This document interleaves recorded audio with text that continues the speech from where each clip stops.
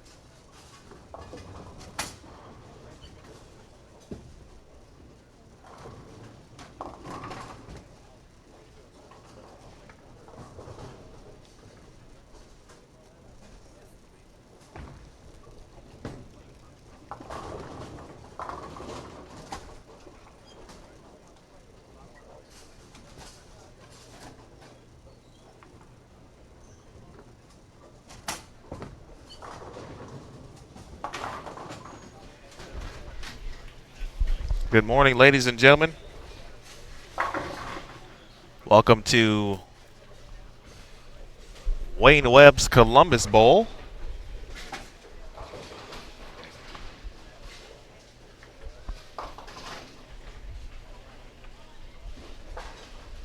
Round 1 qualifying, elite field qualifying here at the Nationwide PWBA Columbus Open. My name is Emil Williams Jr. here with you, and pleased to be here with you. Very thankful for all of your viewership as we get underway with 8 games here in the morning, followed by 8 games this evening.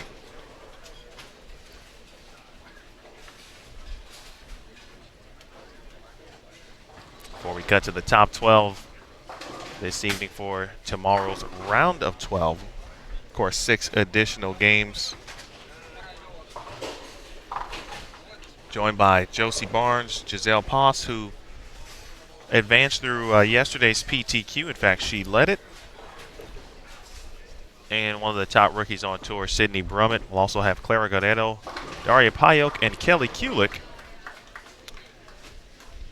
And, unfortunately, Due to some troublesome technical difficulties, we may have our third pair, but some items just aren't cooperating this morning.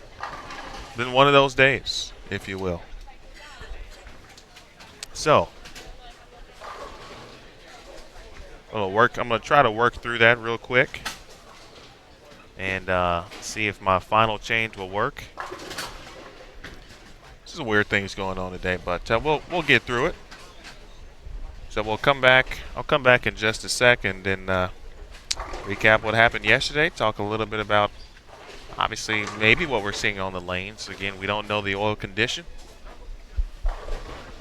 Watched a little bit of practice session yesterday. Talked to some reps this morning, for example. Steve Jacobs with 900 Global Storm. And he mentioned there looked to be multiple angles that the players were able to play yesterday during the practice session.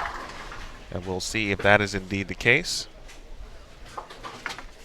So we may see more of the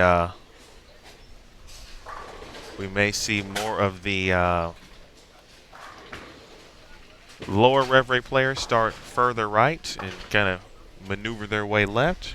We also may be able to see some of the higher rev players get left a little earlier, and not too far left, but left, of course. So we'll see how things will shake out.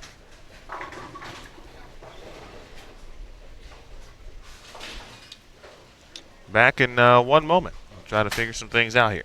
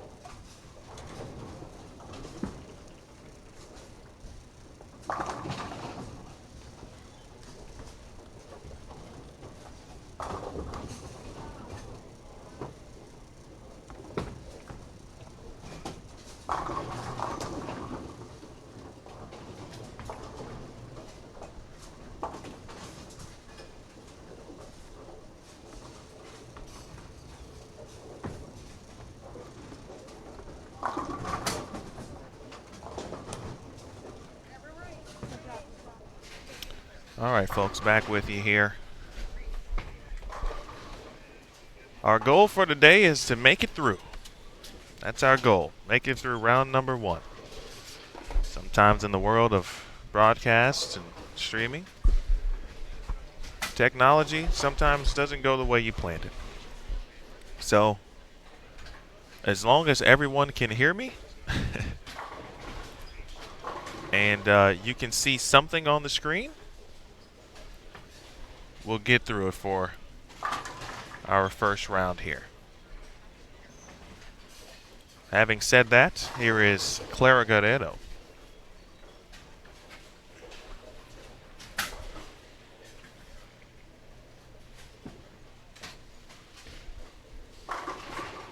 Nice shot from Clara. I think for those who watched yesterday's PTQ, you can already tell that this is a little different than what players bowled on during the PTQ. The right looked to be out of play yesterday. Actually, that's the best news in the world. Scott Williams, his audio is working. Thank you, Scott. That's what I'm talking about. That's good news this morning. Much better than what we got going on here.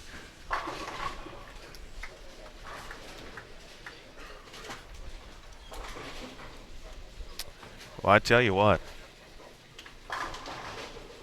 It looks kind of fun to be out there right now. Come on, Lonnie. Don't play, man.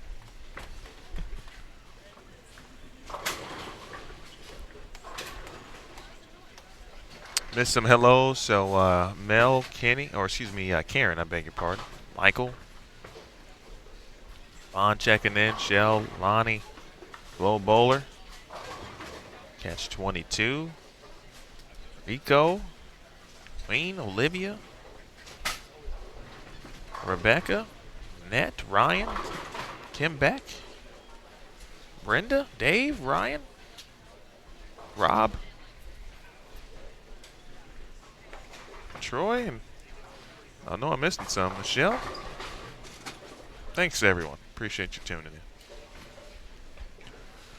This is game 1. You see Kelly Kulick with the front 6. Of course, the elite field. Essentially, you know, we don't call it elite for nothing in that sense. You get to see some of the best players in the world kind of get out and do what they do on a pattern that they don't know from a graphic perspective, they don't know any knowledge of. But at that point, that's why the practice session in these situations when you don't know the pattern, obviously so important. The practice session is important in general. But when you don't know anything or have any further details to take into account. But based on what's happening here, we could see a pretty higher scoring pace.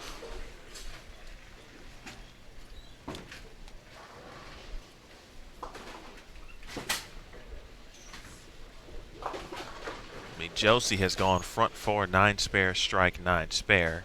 Giselle has gone spare, 4-bagger, 9 spare. So 9 spares, of course, around 4-baggers. I mean, you're generally in the 1-3 or the 1-2. Here's Kelly Kulick looking for the front 7. And no matter what Kelly finishes with here, I mean, this will be a great start for her.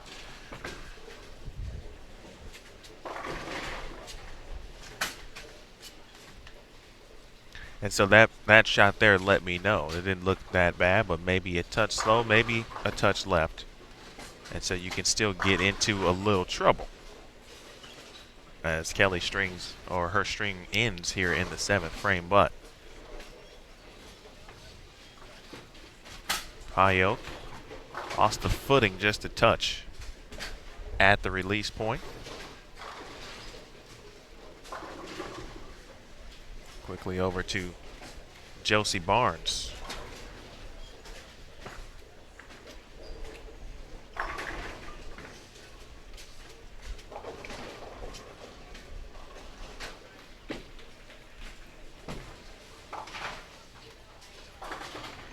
Kelly took care of the count, working on 175.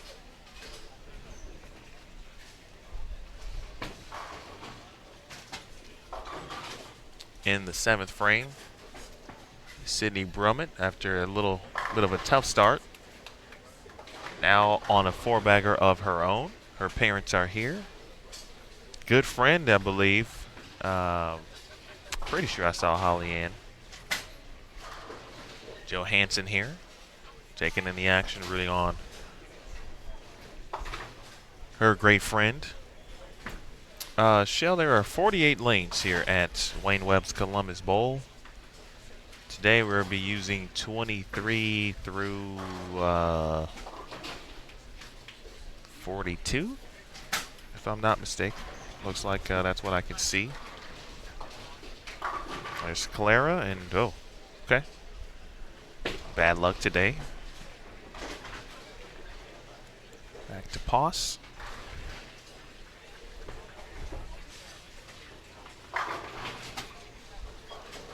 Good shot there from Giselle. Poss missed advancing through the PTQ last week in the Twin Cities. She did advance in St. Petersburg. Meanwhile, Kelly, as you saw to the right of your screen, back on the strike train in the 8th frame. Shannon Pluhowski has gone strike, spare, and 1, 2, 3, 4, 5, 6 bagger. She's over on 27 and 28, and if we can get some things to work over there, we'll have that for you.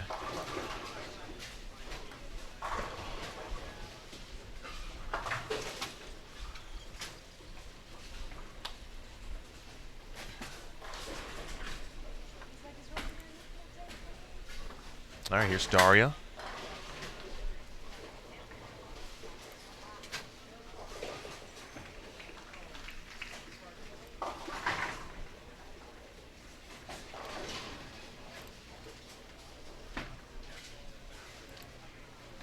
Wow, just in time.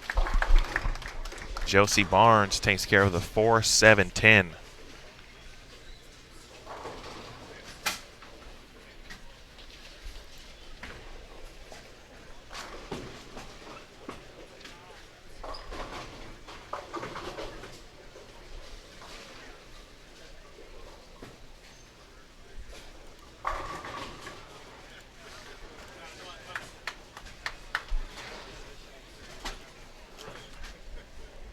Brummett to the left. Make that 5 in a row for Sydney.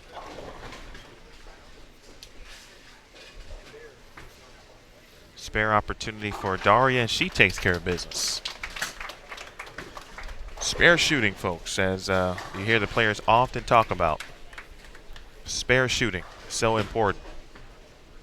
Goes without saying, but it could be the most cliche thing in our sport. Spares are important, make spares, but it's also the one thing that you can't say enough of at the same time. I will watch Jose, and then I'm going to check and see on the fly, folks, on the fly. We're going to see if 27 and 28 is working. I'm not sure what it's going to look like. We'll find out together. Here we go. Oh! How about that? Big thanks to Jason Thomas. Had to run some new power, basically.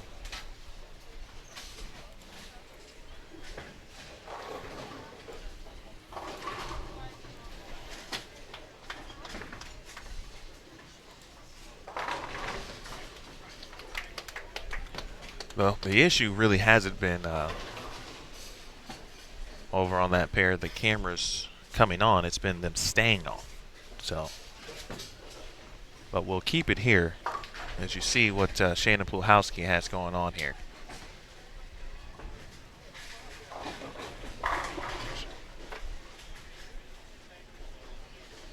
Shannon with the all pinks on the shoes, representing of course breast cancer awareness. Over to Payo.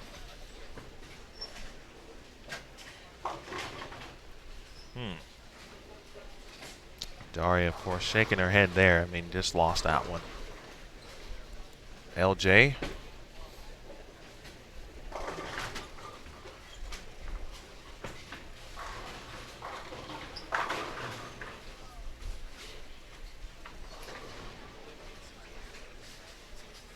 Now back to Clara.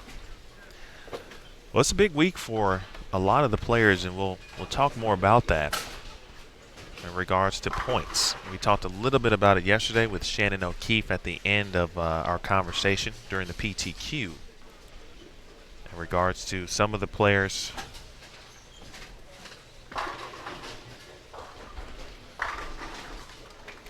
some well-named or well-known players, I would say. Players like Clara, players like Kelly Kulick, who right now are outside of the number it would take to, or the points number, to be a part of the Tour Championship.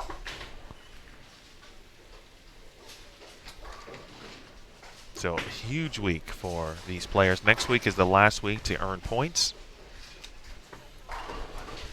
Pause on the left side of your screen. She wraps another 10 on the right lane. Clara missed a round of competition in St. Pete. You know the story by now. Travel delays, flight delays, coming back from the Central American Games.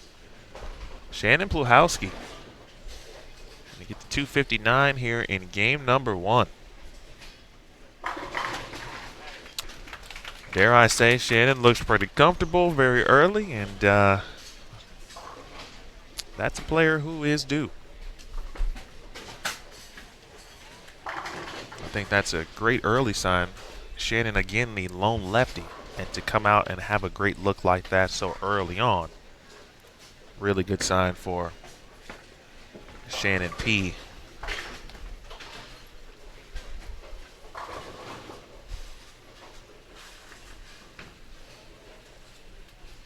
Sydney Brummett, 234. Through the back 8.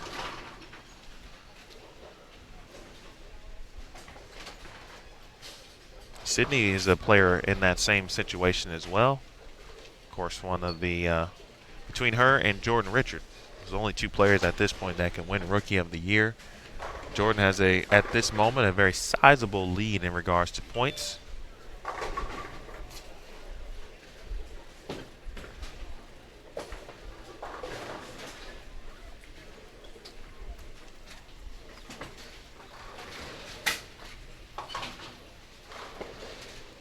We'll see if Kelly will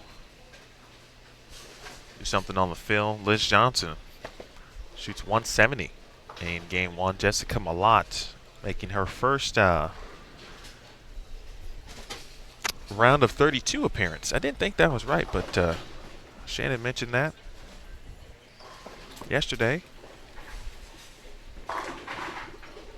Daria trying to find something here.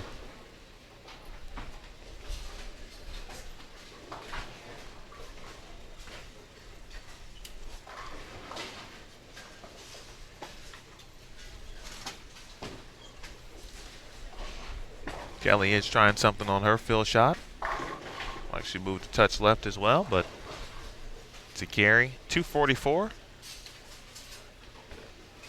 That's a very good start for Kelly Kulick.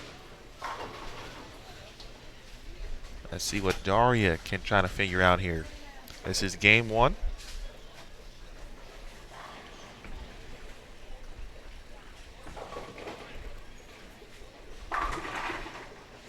That was a pretty good shot. You see already around third arrow. And if you remember what I talked about this morning at the top of this broadcast, just talking to some of the reps, talked to Steve Jacobs this morning in regards to the goal, particularly for the players he is helping, representing Daria and some other players in regards to the global 900 global and Storm relationship. The lower rev players seem to be able to start further right. The higher rev players can and should be able to get left early. Obviously, we would put Daria in the higher rev player category. But right now, she just didn't look too comfortable that game to me. She threw some good shots. But you kind of know when Daria's comfortable. Stepped off a couple with the footing at the release, so 174 certainly could have been worse. She made some key spares, and we're off to game number 2.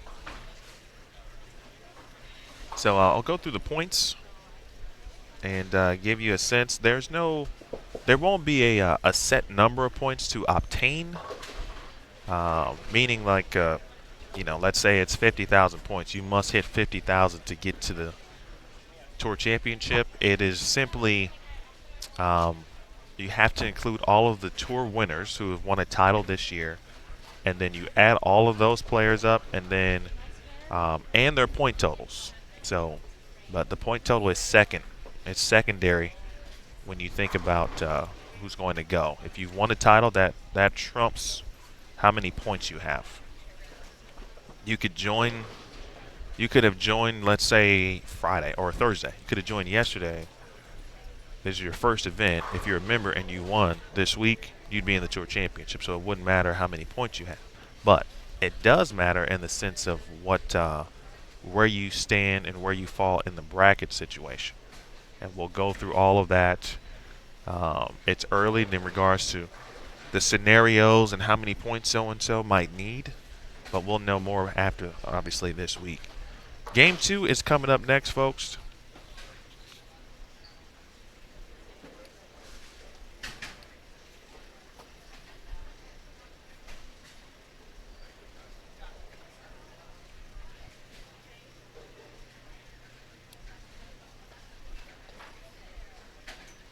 I see our guys back at it in the it looks like fellow users can block people as well, but I tried to hide them here.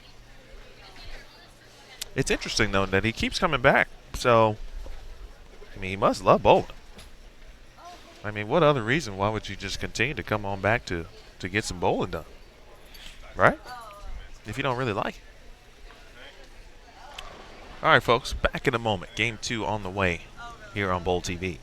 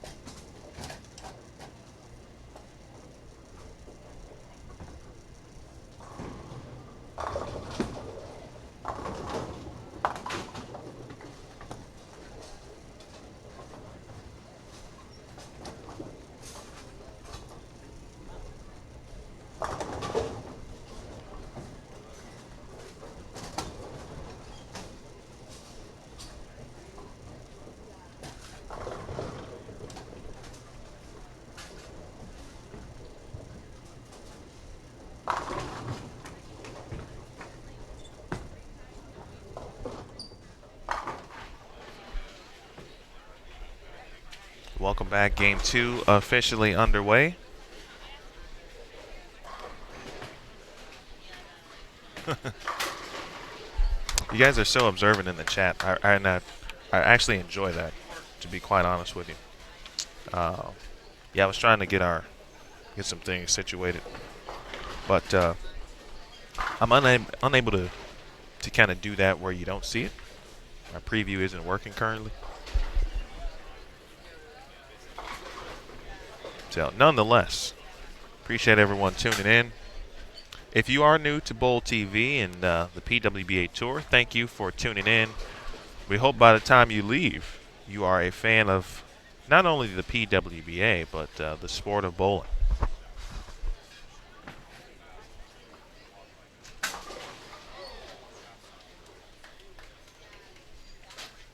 So we'll have Jordan Richard, Aaron McCarthy, and Diana Zavyalova. Game 2 on 23 and 24.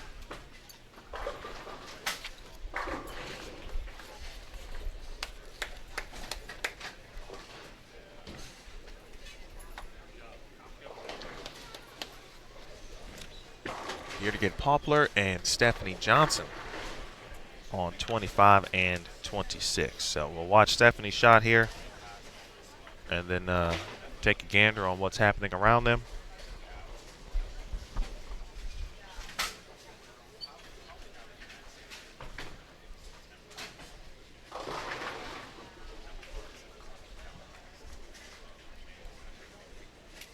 There's DZ.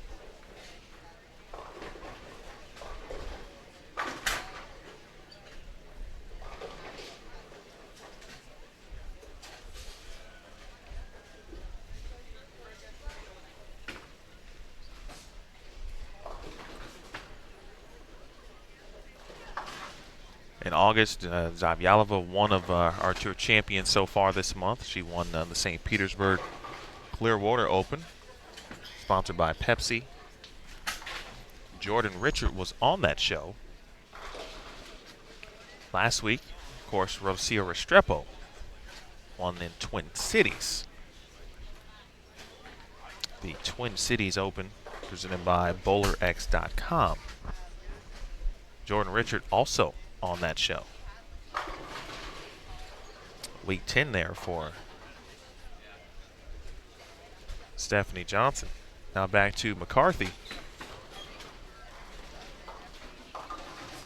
Aaron gave it a valiant run last week too.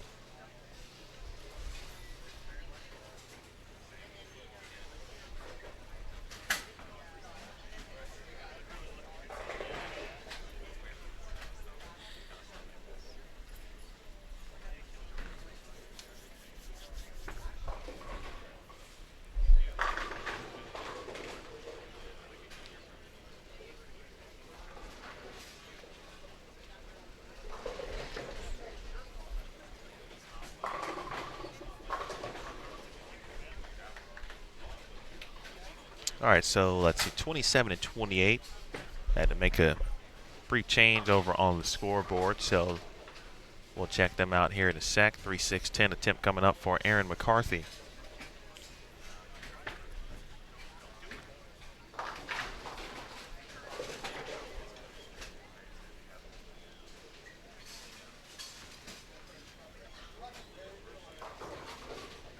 All right, so Sydney Brummett, Josie Barnes, Giselle Posh. You just saw this group over on 23 and 24.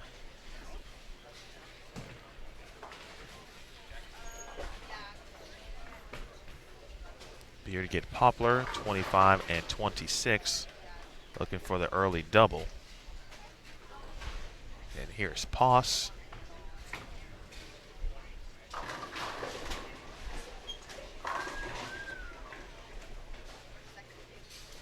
Really good shot there from Giselle. Poss looked very good yesterday in the PTQ. She, again, finishing first. Daria was second.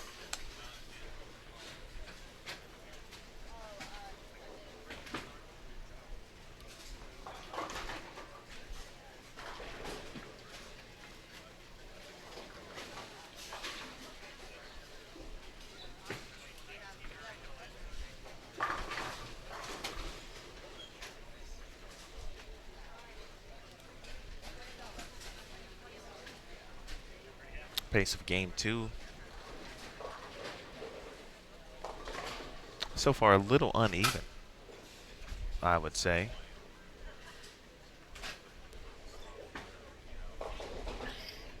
That was a very good shot there from Diana.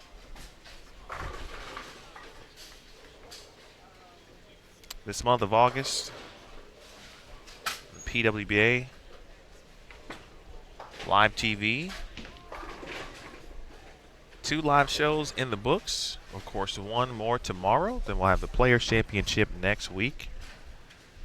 And then the Tour Championship in September.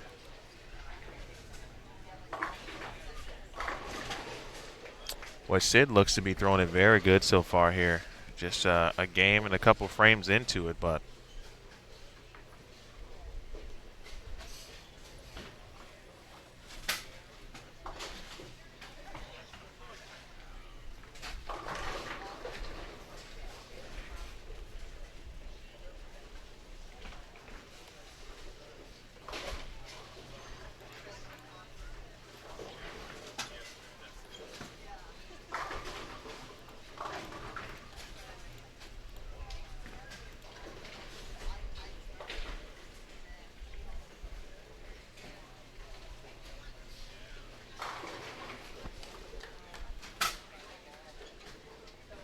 all right, Josie Barnes early open in the double. There are some links, of course, folks, in the event description. Please click on those. Your results for round 1. There's a full roster along with the pairing sheet, so you'll know who will be on what pair. Early leader is Shannon Pluhowski. Shot 259 on 27 and 28. Kelly Kulick, you saw her shoot 244. Sydney Brummett, 234. That is your 1, 2, 3. Giselle Paws, 229. For the top scorers coming down here on between lanes 23 through 28 on our featured pairs. So that could be a good sign for the viewers today. Sia Restrepo, 228. Danielle McEwen, 227. Zavyalova shot 226. Josie Barnes, 224. Ria Jose Rodriguez, 223. Haley Richard, 221. Aaron McCarthy, 218. And 12th right now, Jen Higgins at plus 13. That is after 1 game and a week 10 for Zavyalova. Again, the top 23 players, as nicely explained in the chat by Ryan Mitchell, I believe.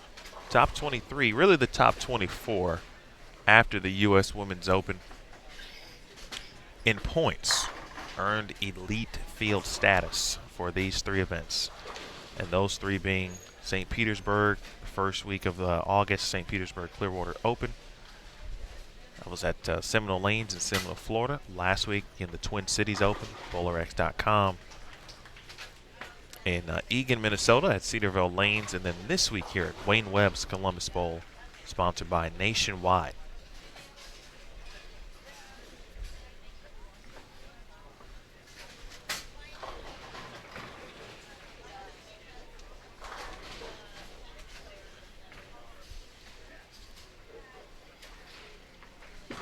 Five-pin attempt going straight at it, too. Stephanie Johnson not taking anything for granted right there. There is Jay Rich. Appreciate everyone tuning in to finish that thought. Again, top 23 or top 24 earned that status. That allowed them to essentially be entered into these elite field events. So they had spots. 32 players, as we would always have a round of 32 at any given event, of course. And so to fill that, there has been a weekly pre-tournament qualifier, or PTQ, as commonly known as or referred to.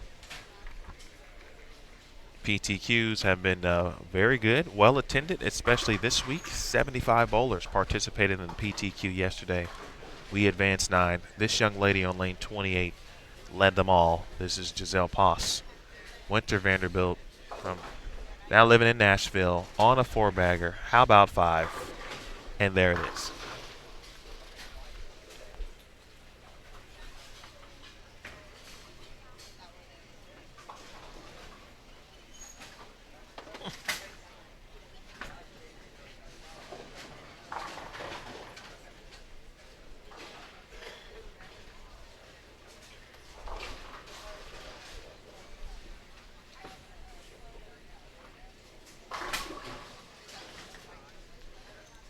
Again, hello to all checking in. Steve, I believe that to be Chris. And if it is, I tasted some fantastic prepared desserts by Mrs. Vi, and they were fantastic. So thank you for sharing great cookies with us.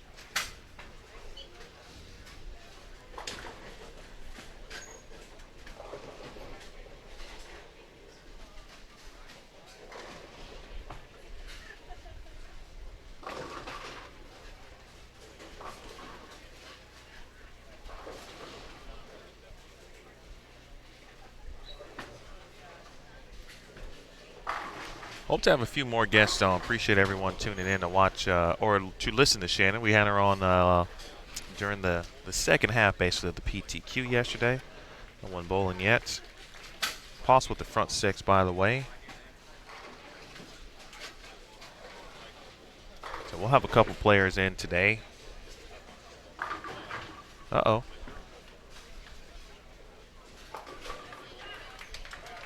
Well, I said the kids, everyone's got their spare shooting game on today, which is a good thing. Here's Steph's line, by the way, if you're curious. Still searching for her first strike here.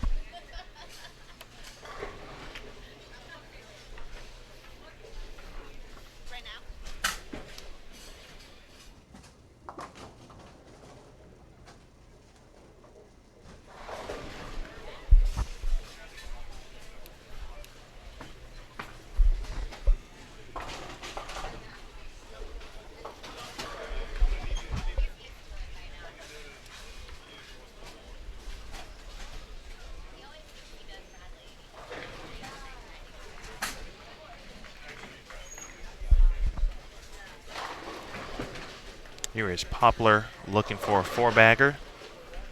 Every time we check in on someone on a potential string. Through the nose has been the case. How about Jordan Richard?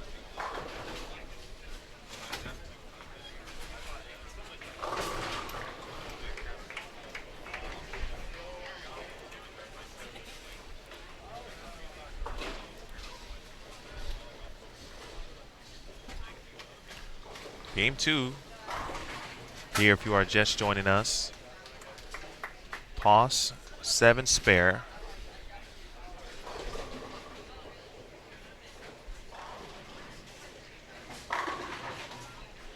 Well, she looks pretty dialed in, huh?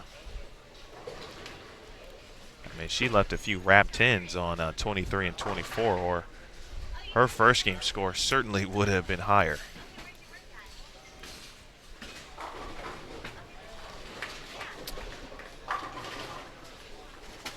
And Aaron leaves a week 10. Good to see Aaron. Obviously, not only bowling, of course, but feeling good.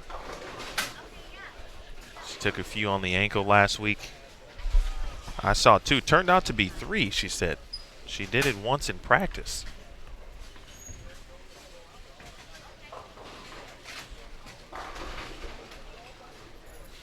I know I have hit my ankle a couple times. And it is never fun. Never fun. I think most bowlers at some point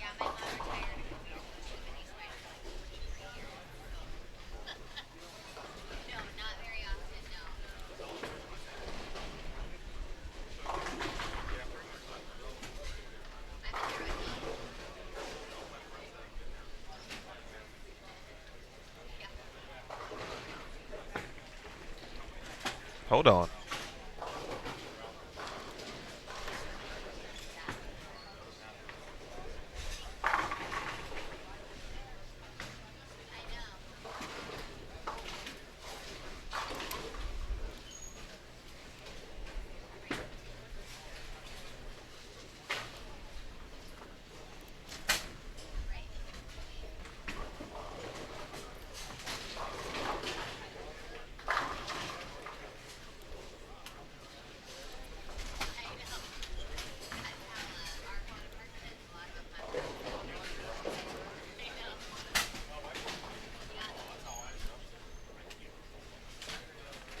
Quickly back to pause here. I'll watch this game kind of unfold. Check out Aaron momentarily. Yeah, she's throwing some no-doubters right now.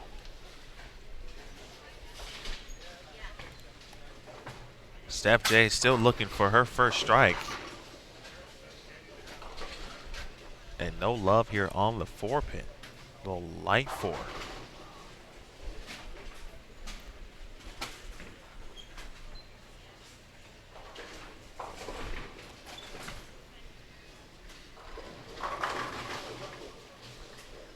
Chelsea finished 5th last week.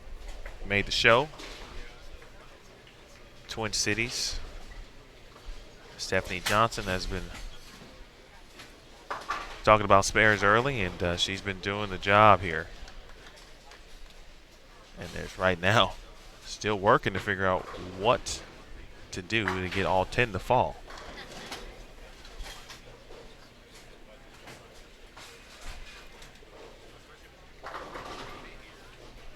Thing about Giselle's ball, and I say it all the time, is it just sounds so different when it hits the pins. And it, you know, there are a lot of players who, when their bowling ball hits the pins, I mean, there's just a different sound. But I mean, it doesn't look like, and this is what you want, it doesn't look like Giselle is doing very much to the bowling ball at the bottom of the swing, but she is getting on it. Her wrist motion is incredible at the bottom of the swing. It's so quick too, you can miss it.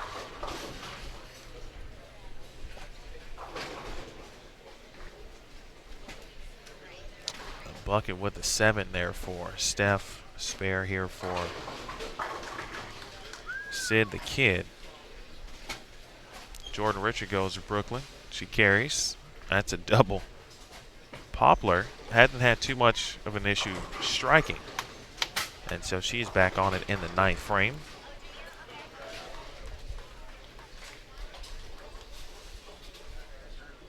Sid the Kid's going to follow up 230 with perhaps 160 here on 27 and 28.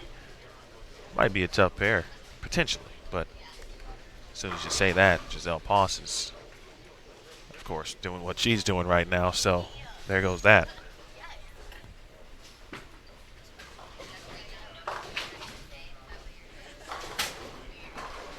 It's a good attempt there by Steph, and that's just one of those spares. Obviously, it's tough. And then in the situation that she's in right now, trying to figure out a way to get 10 to fall.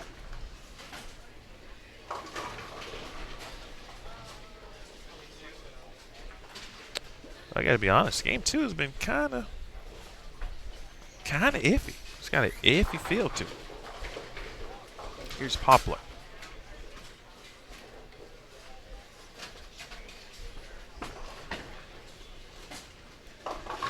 Yikes. The talk yesterday was most felt that the PTQ pattern was around 42 feet.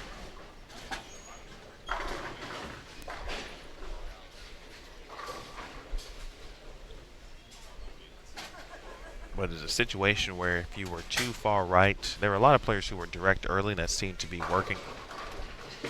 And if you were too far right or try to get on top of the friction, you could be in trouble, balls going through the nose. And if you move left, it wiggled down lane, so you really had to be finite essentially with your angles and the way you elected to play them. 9, 10, 11 down lane seemed to be ideal. About McCarthy, can she get something started?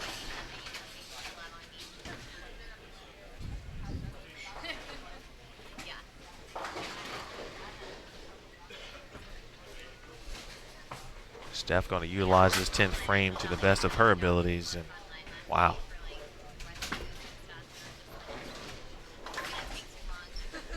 This is one of those games where if we look back and see Steph in the top 5, we'll look back at game 2 and go, okay, we watched her struggle. She worked through it, and then ultimately came up with the right solution. But sometimes it is an instant, and there will be games like this. Rarely do you see someone obviously at her level not strike, but sometimes that's what the pattern and other characteristics, lanes, etc., will do. So I would anticipate, obviously, next time we see Steph, some type of move. She threw at least 2 balls, and she might have thrown another that I just missed. In fact, let's see where Steph is. She will come back and join us in Game 6. So keep an eye on that. Game 6, 23 and 24. Stephanie will join us.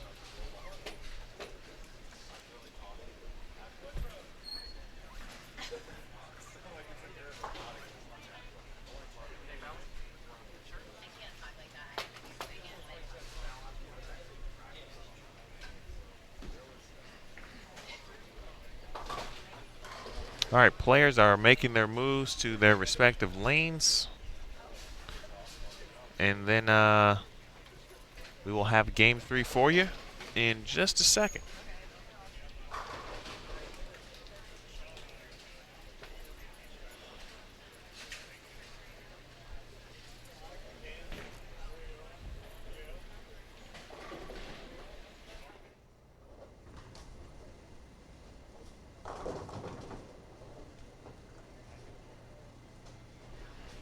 Back in a moment here on Bowl TV.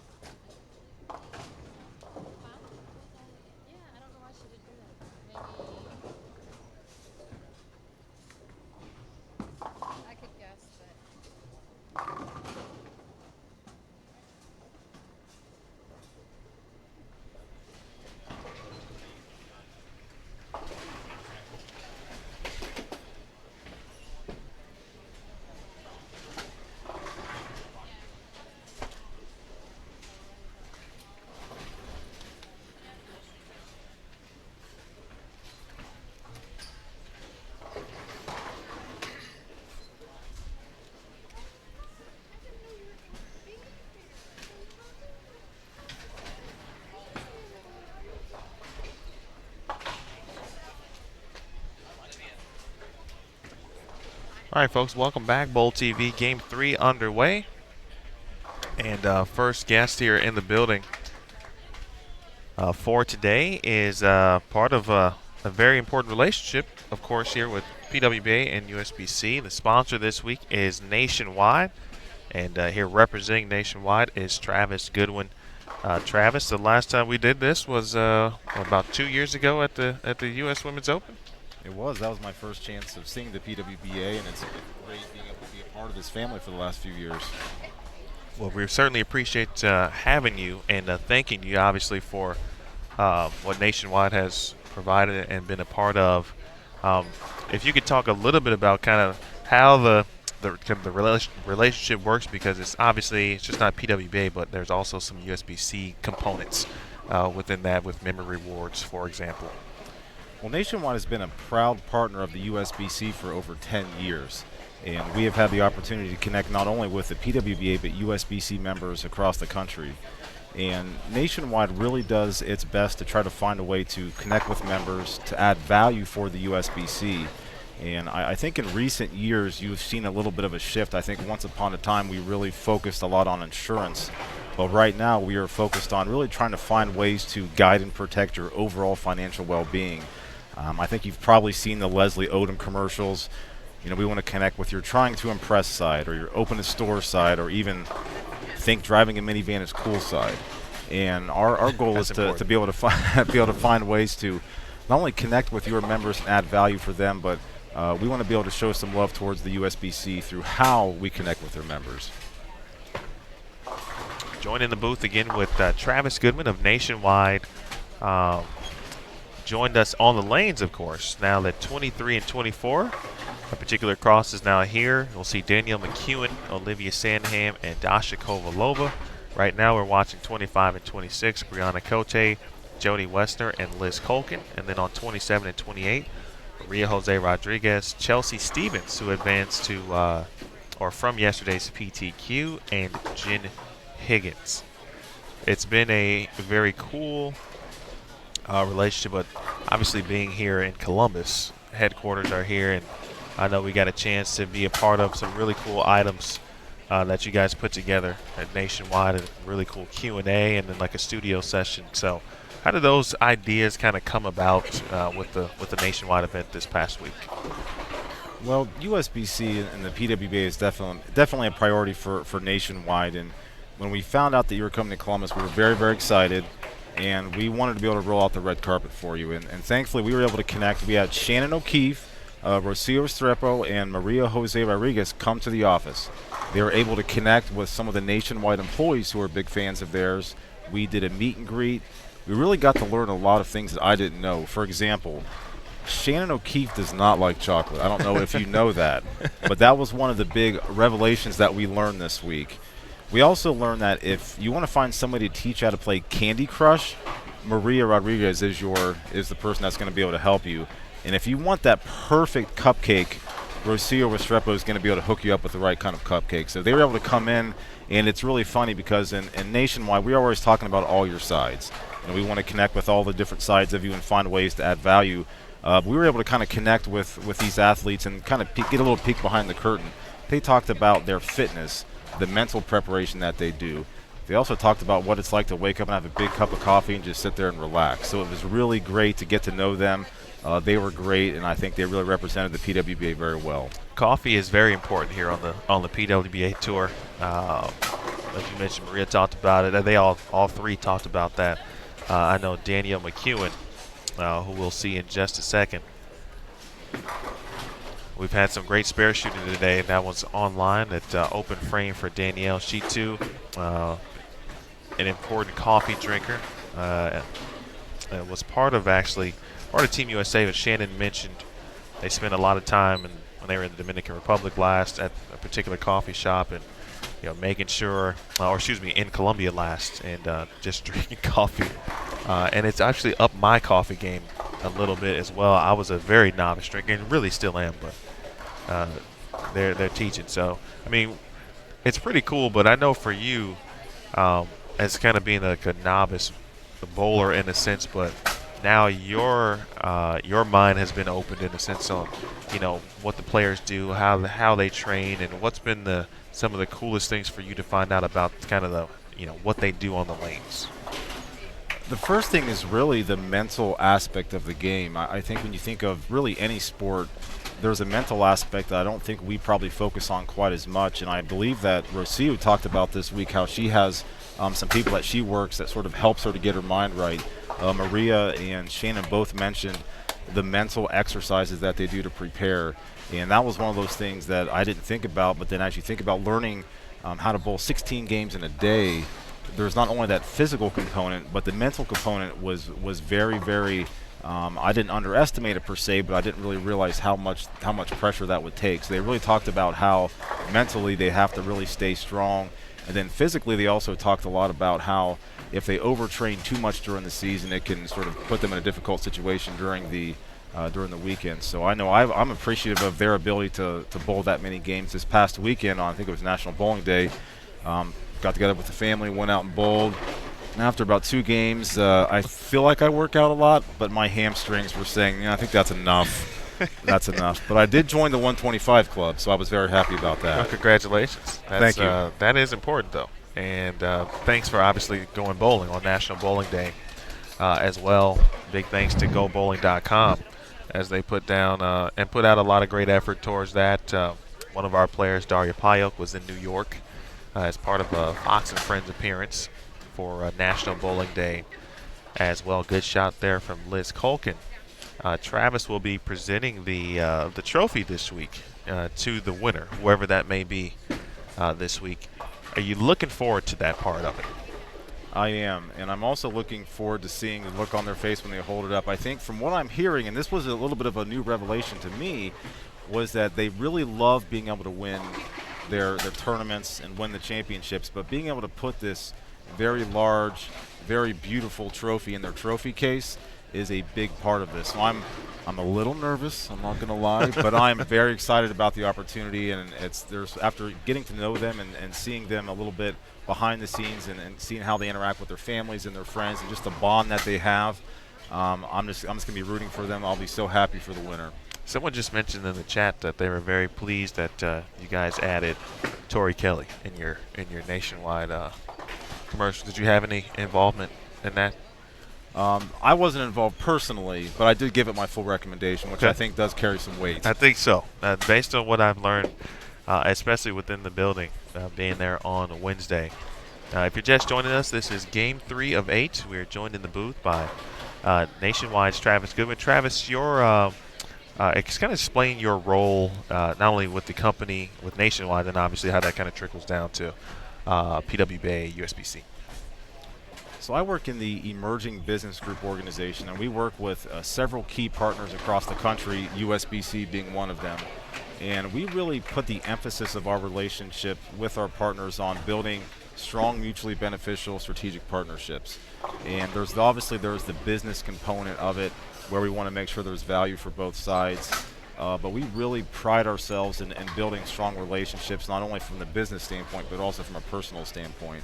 And over the last few years, getting to know a lot of your staff, being able to see the passion that they have for their jobs and for bowling is really one of the key highlights of my job. It's something that I enjoy the most. And being able to find that strategy that's going to drive some business, create benefit for both sides, and then do it in a way where you really build lifelong friendships and partnerships is something that we really pride ourselves in. Watch it 27 and 28. They started first out of our 3 pairs here, so we'll keep it locked for a few frames. Speaking of Maria, she is on 27 and 28. One of the notes you had about Maria was Candy Crush. And now I'm curious, I assume that obviously you did your homework because you came prepared that day with some really cool facts. Were you able to check out some of their profile videos and stuff like that to take in a little bit? Well, in an effort to appear very knowledgeable and very much like an expert, I went and watched each profile video. And number one, they were done in such an entertaining way that I enjoyed watching them. I watched them a couple of times. I took some notes, went back and watched it again. And the thing that I really liked about it was that you could tell that it really wasn't a scripted conversation. Some of the questions were out of left field, and you could see the looks on their faces. I think one of the questions for Maria was, if an actress could play you in a movie, who would it be? And a lot of those types of fun questions. So I really genuinely enjoyed watching them, and I learned a lot in preparation for the visit. We had fun shooting those, and we've shot some additional ones at our media day at the Queens this past May. Here is Maria Jose Rodriguez. We talked about points a little bit with the fans and the viewers watching. We'll still get into that conversation as she able to break down the split, just a 4-7. But the fun portion of that to give the fans obviously a kind of a different look into the players, essentially, and they not to be so serious, in a sense, because they see them and they're bowling for a living. This is what they do, but they also, do other things and, like Candy Crush, and, get on Facebook and are on Instagram and those kind of things. So it was actually cool. I learned a lot about them too, and I look forward to putting together some of the additional videos that we did in May with some other athletes. If someone could play you in a movie, who would it be? I'm curious. That's a really good question, Emil. I've heard various things. I've heard everything from John Cryer to Joe Rogan. So those are the two actors that I have heard could play me. I think my preference maybe a few months ago would have been to have Vin Diesel play me, but I think right now I probably better stick with John Cryer. Boy, he's been fantastic, of course, in the 2.5 Men. That was one of my shows for a little bit. Obviously, can't really go wrong with Vin Diesel, of course, because he's Vin Diesel. Yeah, that's where I think I would like to be, but I think John Cryer may be a more of an accurate depiction. Question in the chat for you, and this is going to be a tough one, but who's your favorite bowler? And it could be of all time. Doesn't necessarily have to be here, but and to make it easy, I'll give you a couple of choices if you'd like. You know what? I think I have my answer. Okay. Over the last few years, getting to know the PWBA, and I will say this, after being able to spend some time with Rosia and Maria this week, they have quickly jumped into my top 3. But I think Shannon O'Keefe has been my favorite. I think from her physicality, the way that she trains, and then her work at McKendree and the impact that she has on those players there, and to hear her talk about the passion that she has for them and the impact that she can have in their lives, and that she views them as her kids and her family. I love her energy, and I think she's tough not to root for. So maybe I'm a bit of a front runner, but I'm definitely going to go with Shannon O'Keefe. Well, she is having a pretty good season, so that wouldn't be a bad choice. Joined in the booth by Travis Goodwin of Nationwide. Travis is actually here. Well, of course he's here because he didn't phone in for this interview, but they are on site, and they were here last night doing the bowl with the pros. Are you guys here all day today, or most of the day? We'll be here much of today, and tomorrow definitely come out to Fan Fest. We're going to have Plinko set up. Come and get some prizes. I know as a kid who grew up when you were homesick from school, the perk was to be able to be able to watch Plinko on The Price is Right. Stop by tomorrow during Fan Fest, play some Plinko, win a prize. It's that easy. There are some good prizes. I did play Plinko a little bit myself. I didn't get the prize I wanted, just like The Price is Right, but I was able to nicely accept what I got. And what Danielle didn't get on lane 23 was a strike because an 8-pin was left. Travis, you don't know this, so whenever I see an 8-pin, it literally does something to me personally.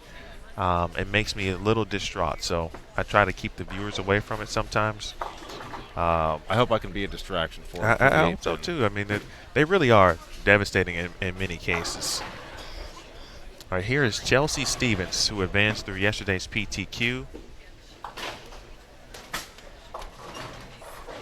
Then Travis, we're going to read some results. We'll update the viewers on what's happening after 2 games. Rocio Restrepo, who we just talked about, is now in the lead. She shot 264. Great. In game 2. Go Rocio. She is leading plus 92. Giselle Poss, who we talked about early. You saw her a little bit. Good shot there from Rodriguez at plus 82. Jen Higgins is third at plus 70. Jen Higgins, by the way, lives, maybe 40, 45 minutes away from where we were. So we've got a lot of representation from the state of Ohio. Can I jump in here? Sure. It appears that 3 of the top 6 in points so far are from Ohio. That is correct. Yes. That's great. So we definitely have some Ohio folks here that I'm going to be rooting for this weekend. Danielle McEwen and Kelly Kulik are tied for fourth at plus 64. Shannon Puhalski from Dayton at plus 61. Clara Guerrero Clara is seventh at plus 57. Maria is eighth at plus 40. And there is a three-way tie for ninth at plus 33. Diana Zavyalova, Sandra Gongora, and Josie Barnes. And Jody Wessner, also from Ohio. She is 12th at plus 32. That's great. It was we had a lot of participation in yesterday's PTQ. At least 30 bowlers yesterday had represented a city in the state of Ohio, and then of course we've got 4 today. How long have you lived here in Ohio? I've lived here my whole life. Okay. Particularly in Columbus? Are you in the Columbus cities? area? Okay. I'm one of those guys who grew up in Columbus. I root for the Buckeyes. I'm all in. I love Nationwide. I love Ohio State. I'm just right there in that sweet spot. All right, so let me ask you a question.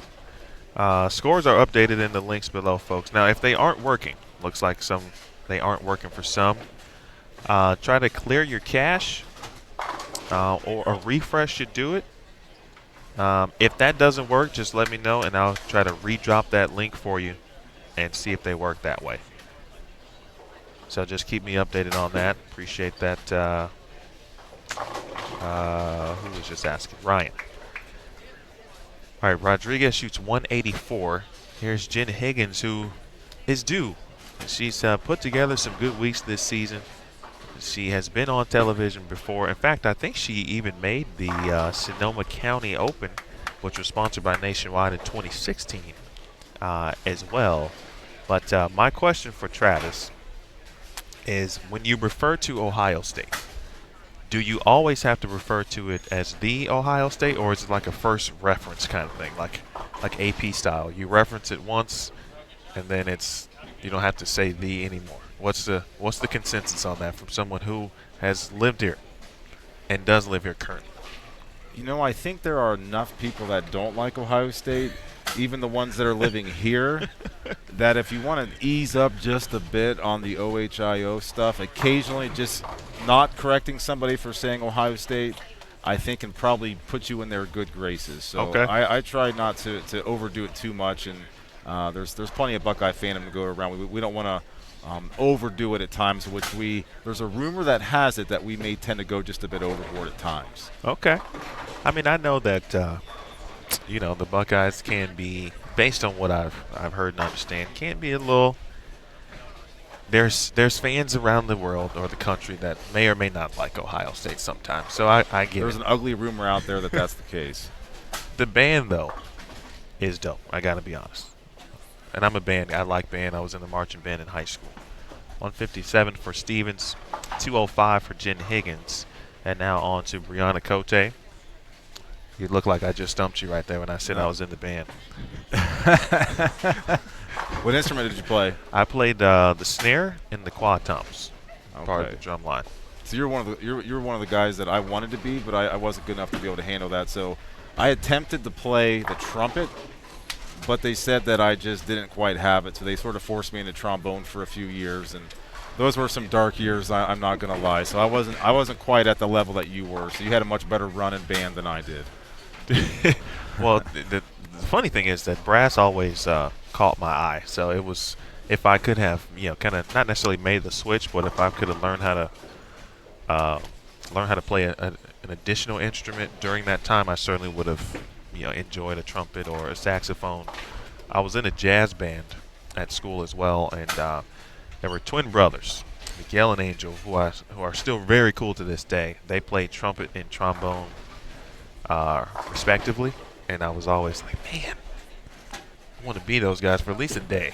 And I'm definitely going back to the drums. I just need one day, though. Well, I'm just aspiring to get to your level at this point. So wherever you go, just keep going, and I'll try to ride your coattails. I got that. Okay. Travis is my guy. He told me that his first time in front of in a setting like this, whether it's broadcast, microphone, etc., was the U.S. Women's Open in 2016, and he has morphed into this really cool on-air host. And we'll have some photos of that on our social media from the players' appearance with Travis at the Nationwide event. Your takeaways just from that event overall as we kind of get closer to the end of this game. Yeah, well, first of all, I think Emil likes to have me on because I make him sound so good. So that's one of the reasons why he's one of my biggest fans when I come on. But, it's really been a great week having Shannon, Rocio, Maria in the office. Able to be here last night for the Bowl with the pros. That was a great way to connect the fans to some of these athletes and see them connect with their families. But you can really tell this morning the intensity is being ratcheted up, and it's going to continue throughout the day today and into tomorrow. So it's been a great event. Come on out, support these athletes, and watch a great event. 23 and 24 wrapping up. Danielle McEwen shoots 177, so she's going to give a few pins back. Here is Dasha Kovalova. She takes care of business on the spare, 183. With 23 and 24, it seemed to start well from a score perspective, but the scores have been a little lower since that point. Here is Olivia Sandham. Is there anything that has surprised you about some of the players that you've met, or maybe just the atmosphere or everything in general in regards to the tour?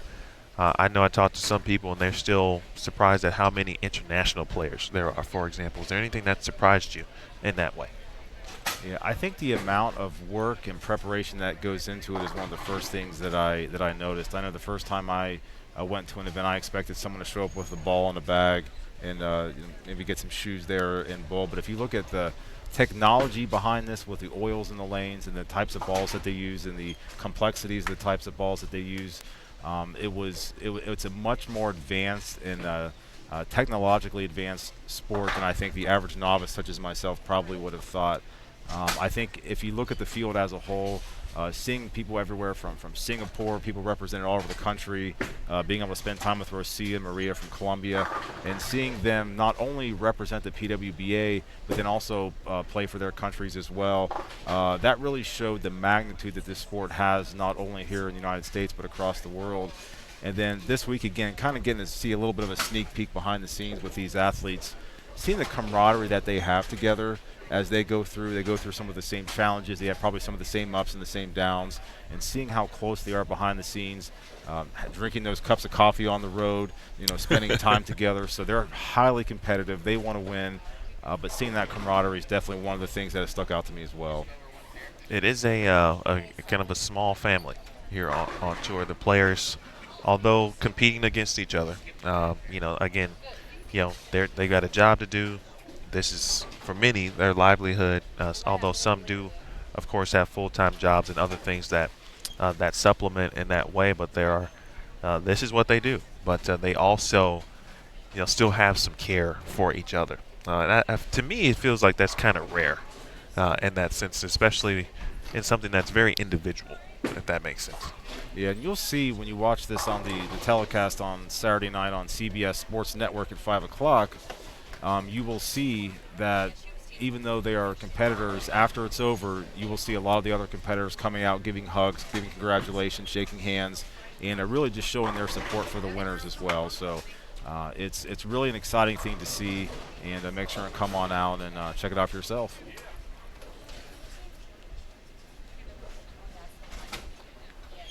Jody Wessner, 2 more shots, 168 for 171.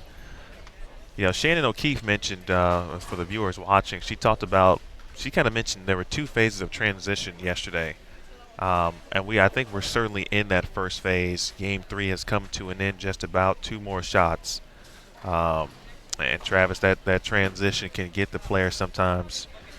They've got to be kind of on top of the moves, if you will. And sometimes it works well. Sometimes there's just different pairs that give different results.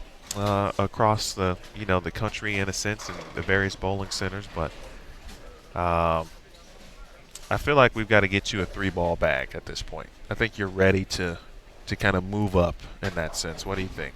I think I'm ready. I'm a proud member as of Saturday of the 125 Club, so I think I'm ready to take that next step. You're in the right environment too. There's plenty of coaches here on tour that can help, and yeah, we got to work on this. We got to maybe get you like a nationwide, like 3-ball tote or something. I think so. I think we need to make this happen.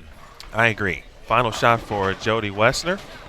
She shoots 181 from Oregon, Ohio, and that'll do it for Game 3. Travis, I want to thank you for joining us. I want to thank, of course, your relationship and sponsorship with Nationwide. It's important, obviously, for our sport and certainly the tour.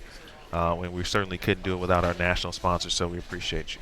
Nationwide, we're a proud partner of the USBC and the PWBA. We're proud to be a part of this, and we're looking forward to a great rest of the week. That is Travis Goodwin. Be sure to come out, folks, if you are in the area. Travis and Aaron are both here representing Nationwide. They'll have prizes. You mentioned, or he mentioned the Plinko game, so come on out, enjoy Fan Fest, and enjoy some bowling live. Game 4 coming up next here on Bowl TV.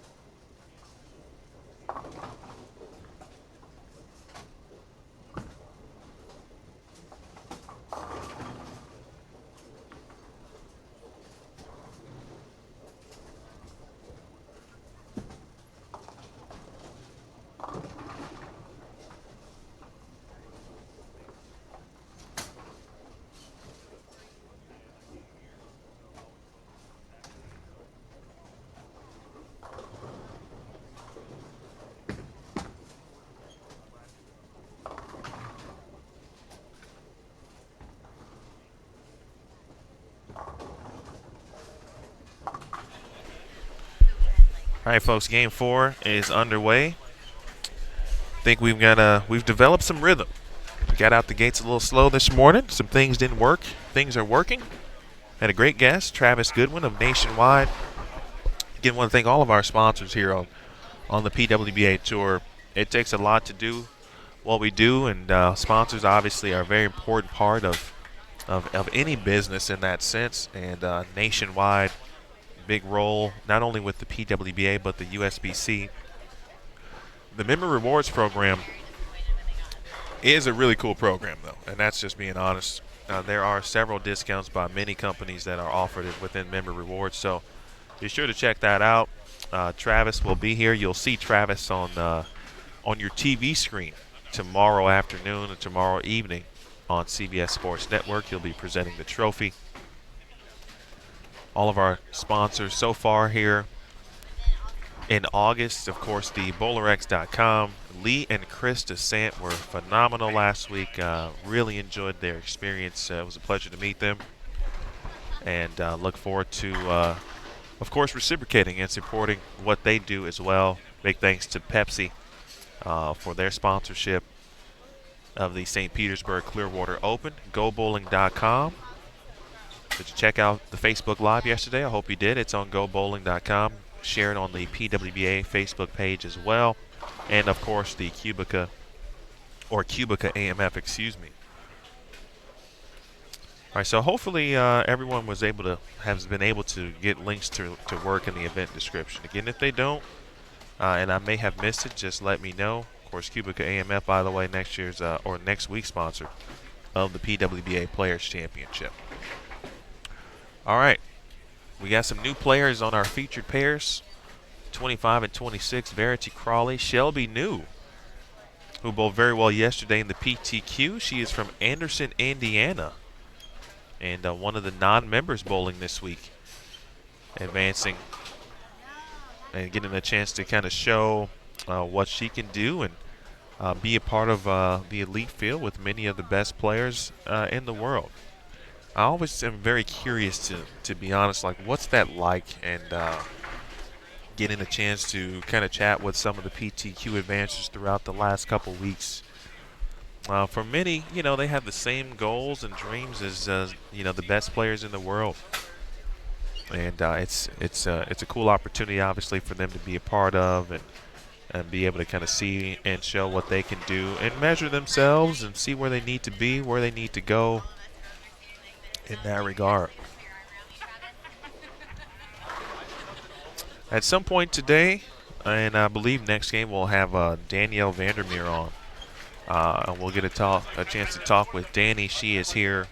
She made the PTQ last week. Bowled this week, did not advance, and has graciously offered to stop in the booth and give her perspective on some things.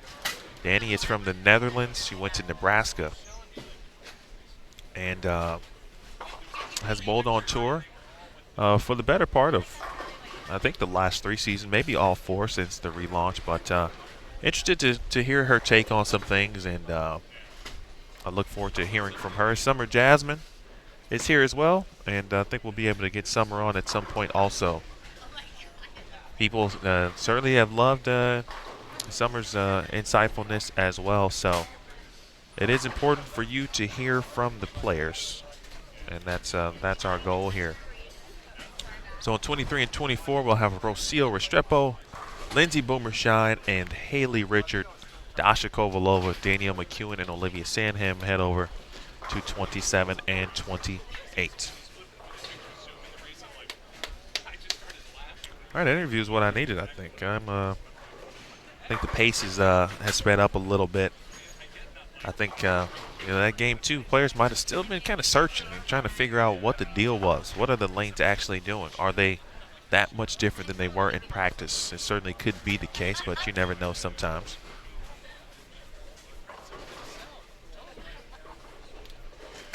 So as we watch Sandra Gongora, early open, now she's trying to take care of the 310, and she does that.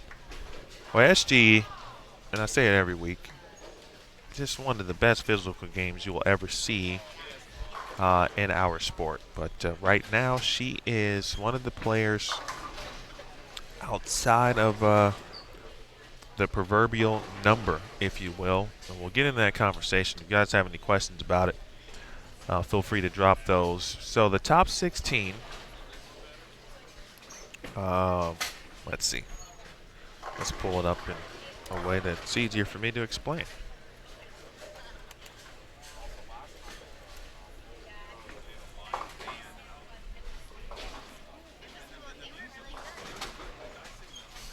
Do-do-do.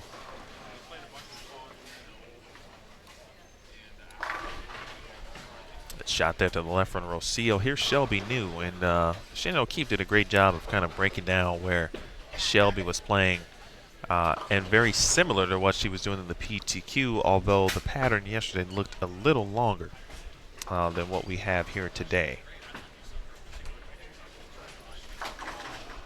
touch on Haley Richard in just a second as well. But here is Gongora. Sandra missed an event. She missed St. Pete altogether. And she withdrew early. My goodness.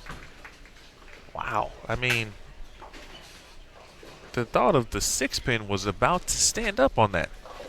The messenger had to come over to take care of the 6-pin on that. Really? Seen some interesting leaves here so far.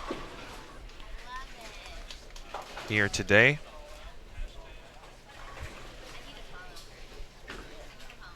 SG, someone else who is due. Lindsay Boomershot is someone else who is due as well. She's put herself in positions to be successful. And her goal, obviously, she knows how to get to TV and to a stepladder finals. And she's just got to finish the deal, essentially. And she knows she's going to get there. And this is a good way to start here. Spare 4-bagger for Boomershine. Here's Verity Crawley. Good shot there from BC, and all of a sudden, some players come over to the new pairs and are looking pretty good here.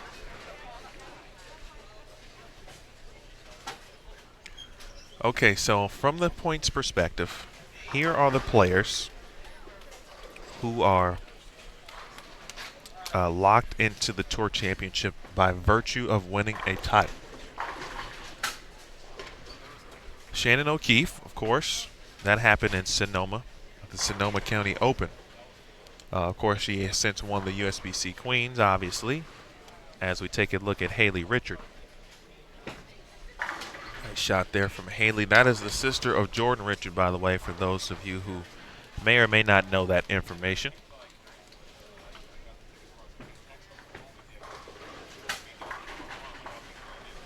Good break there from Shelby. Back over to Boomershine. O'Keefe, Danielle McEwen, and I'll give you not only the title, but the place that they're in the points list.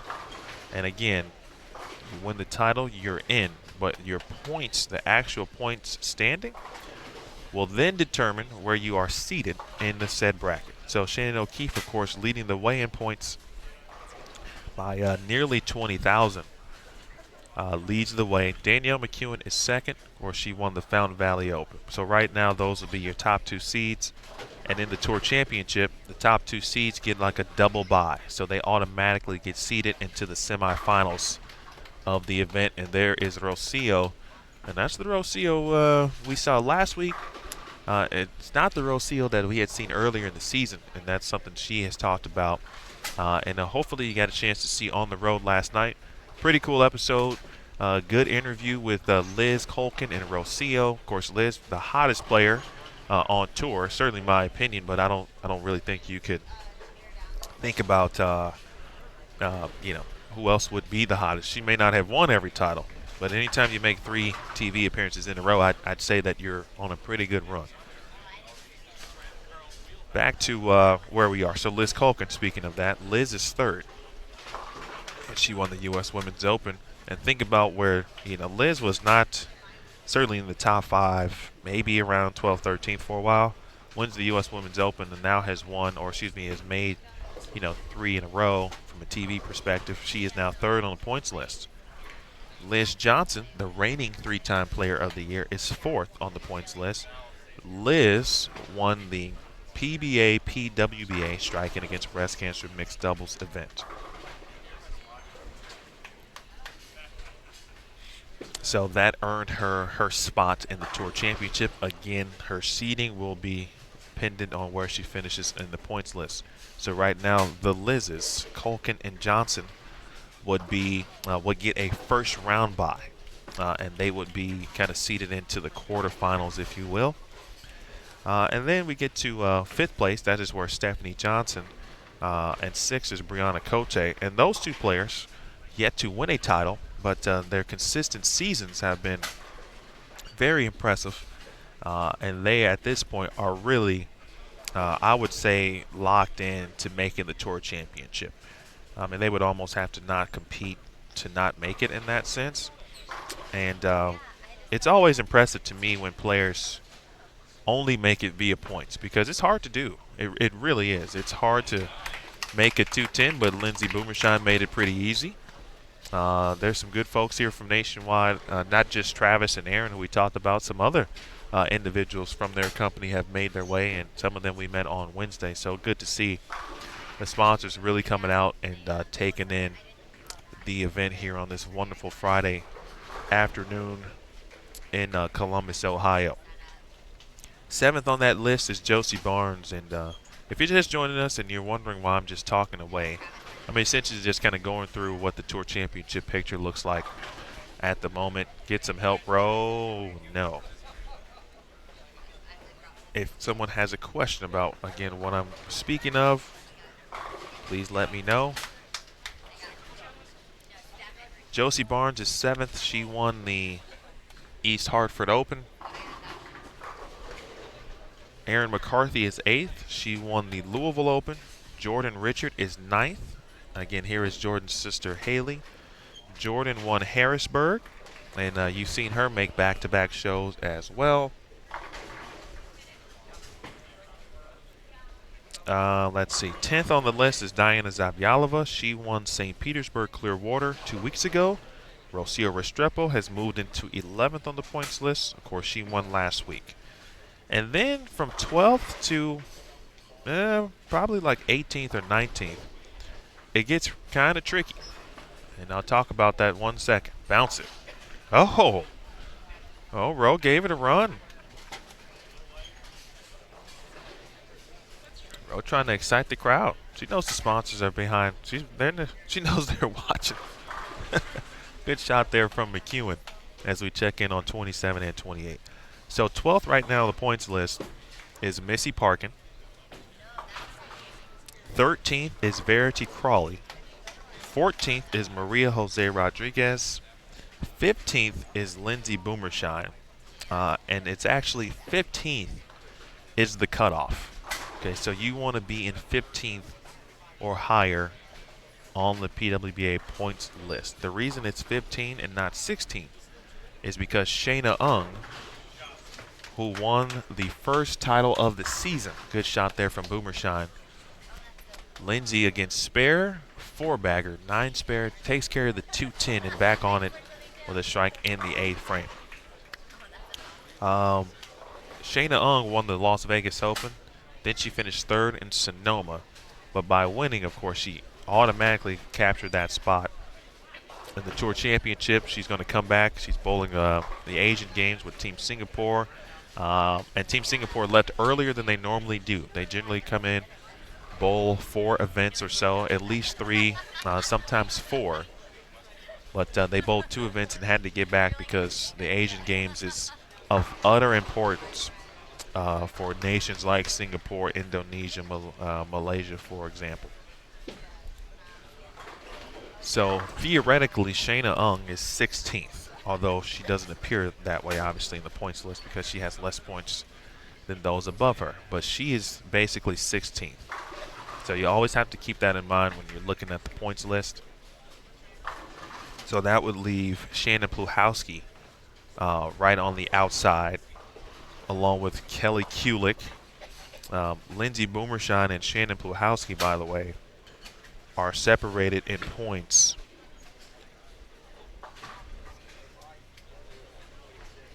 by literally 255 points. I think the minimum you can earn in a way is like 500 in many cases. So whatever happens this week, whoever finishes ahead of the other this week between Lindsay Boomershine and Shannon Pluhowski will then be in the top 15 or top 16, excuse me. So that's one thing to keep in mind. Then you got to keep scrolling down and listen to the names that are not in the top 16. Again, Shannon Pluhowski, Kelly Kulick, Clara Guerrero, Sydney Brumman, although a tour rookie, has had some success here so far. Jen Higgins, Daria Payok, who was there last year, obviously our rookie of the year. Birgit Poplar, Sandra Gongora. I mean, those are pretty serious names. So this week is of utter importance. And next week, obviously with it being a major and you get, I think, kind of points and a half, All of a sudden, Verity Crawley is doing Verity Crawley things. He can shoot 278. And, I mean, it's really something to keep an eye on, folks. So as you watch bowling this week, by the way, Sandra Gongora was just throwing, getting the dead wood out. Here's a real shot from Gongora. And there's 10 back. So just keep those things in mind as you watch this week. Some of the names that are not right now in the top 16, and again, people like Shannon Pluhowski, Kelly Kulik, Clara, and for some players, I hear a lot of clapping, and I see Jason McEwen down, so there may be some cool things happening down there. A lot on the line this week.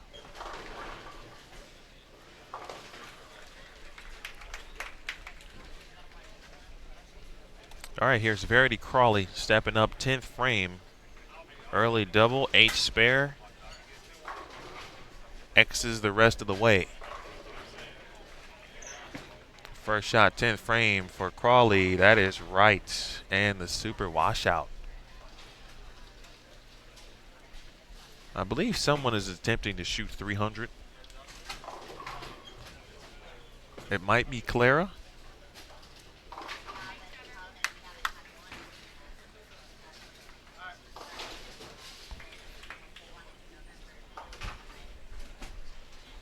Before we get back to Verity, McEwen, by the way, got back on the strike train. She shot 244. Boomershine trying to finish strong.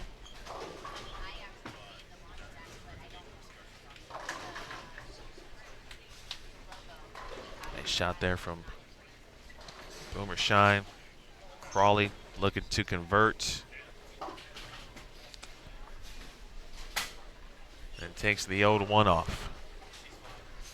235, the long exhale from Verity, and I feel her pain on that.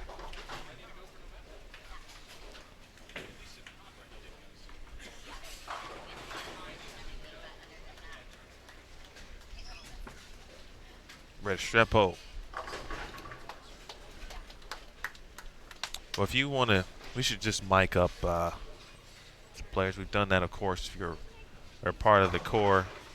Boy, the 6-pin on 26 is just giving Sandy some interesting looks here. I mean, my goodness. Boomershine. Can she get another? She can. Able to clip the 10 out. Here's Sandham on the right side of your screen. Here is Shelby New. Sandham shoots 226. Dasha shoots 189. Almost noon Eastern time. Now back to Rowe.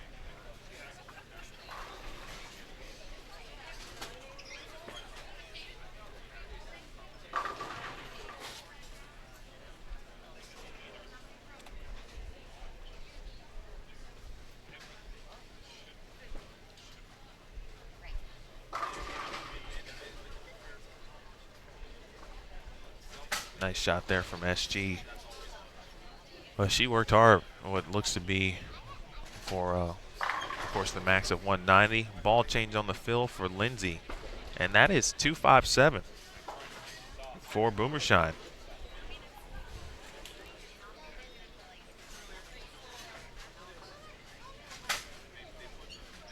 Nicely done for Lindsay, who, in regards to the standings, was a minus 30 and in 24th. So huge game. 187 for Gongora. And we'll finish things out here in game 4 with Haley Richard.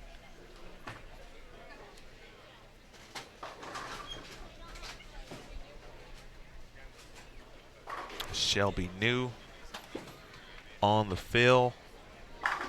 That was a good shot. And Shelby yesterday finished 6th in the PTQ. She went plus 37 for 8 games. 2 non-members made it. New was 1, and Chelsea Stevens.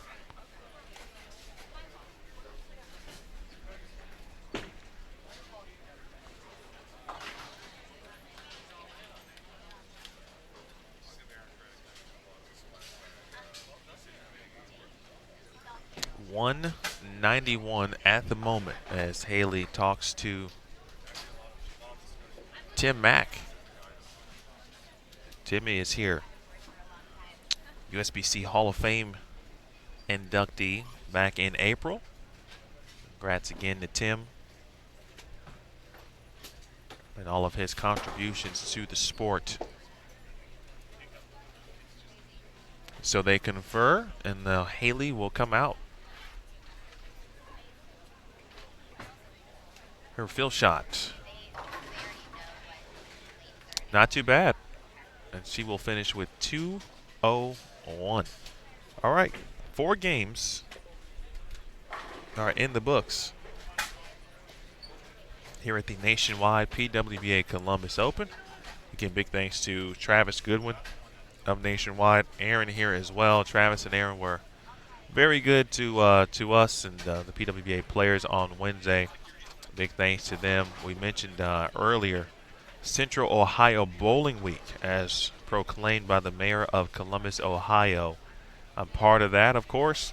The festivities that went on at the Columbus Clippers game, Shannon Puhalski threw out the first pitch. Posted some photos and video of that on Instagram yesterday, and we'll have some more of that for you on PWBA Facebook and social as well. We're getting into it, folks. Some things are starting to take place. Players are starting to feel good. Some strikes are starting to be thrown. We'll have some guests for you on the way. You're watching the Nationwide PWBA Columbus Open live here on Bowl TV.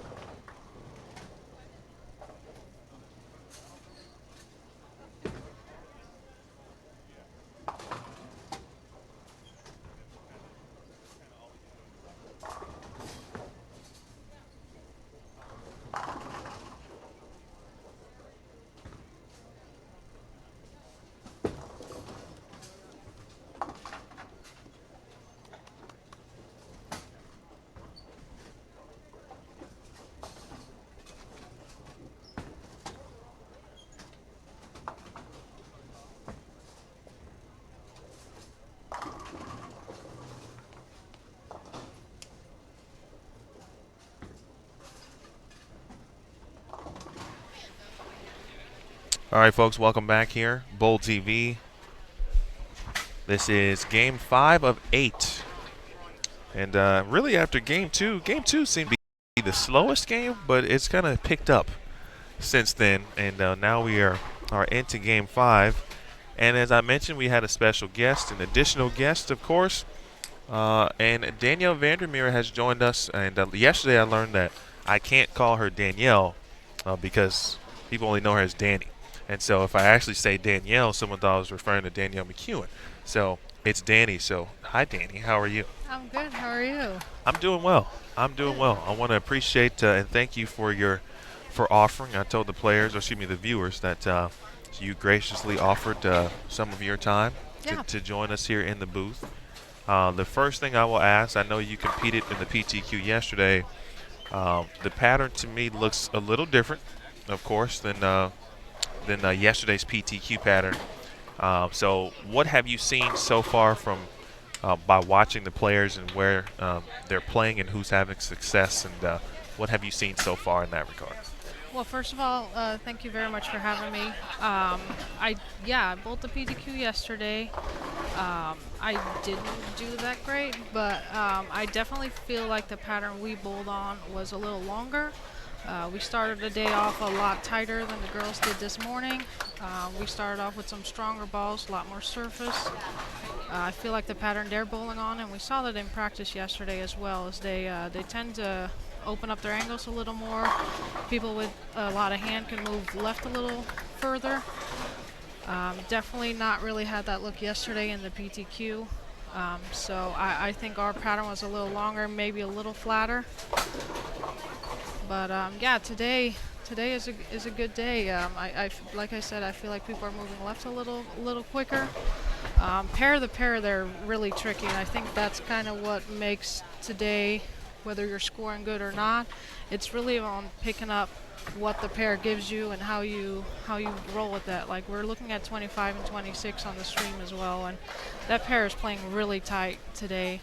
So if you're moving from the high end of the house where they're hooking a little quicker, and then you move to the left, not only are the pairs on the left tighter in general, you move to 25, 26, and you just see your ball hook about 3 foot later.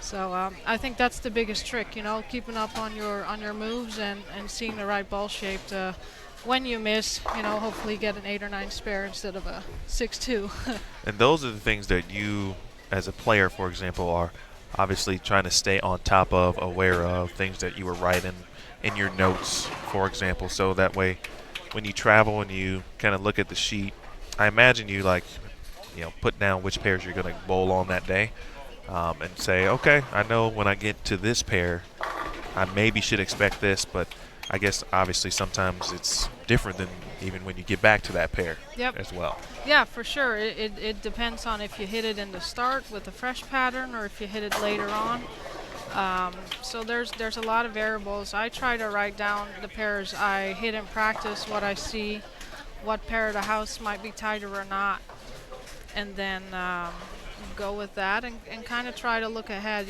make your moves. If you're moving pair to pair, make them quicker so you can kind of see the end of a game of whoever's playing there and whoever is maybe on your team as like ball companies. Look at somebody else that is on the pair or that has been on the pair. Ask your ball reps what they think. That's a good point in that sense where, you guys are obviously competing against each other, but obviously, you may represent a particular brand, and so to just kind of see what a fellow brand member is doing or having success with could certainly help you.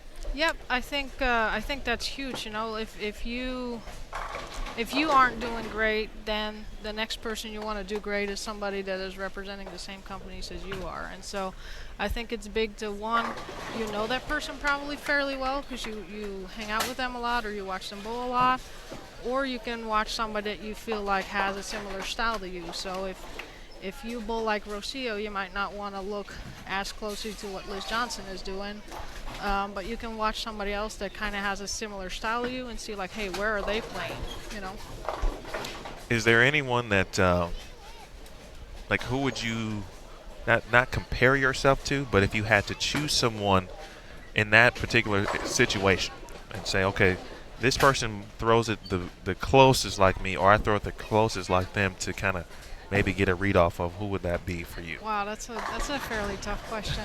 I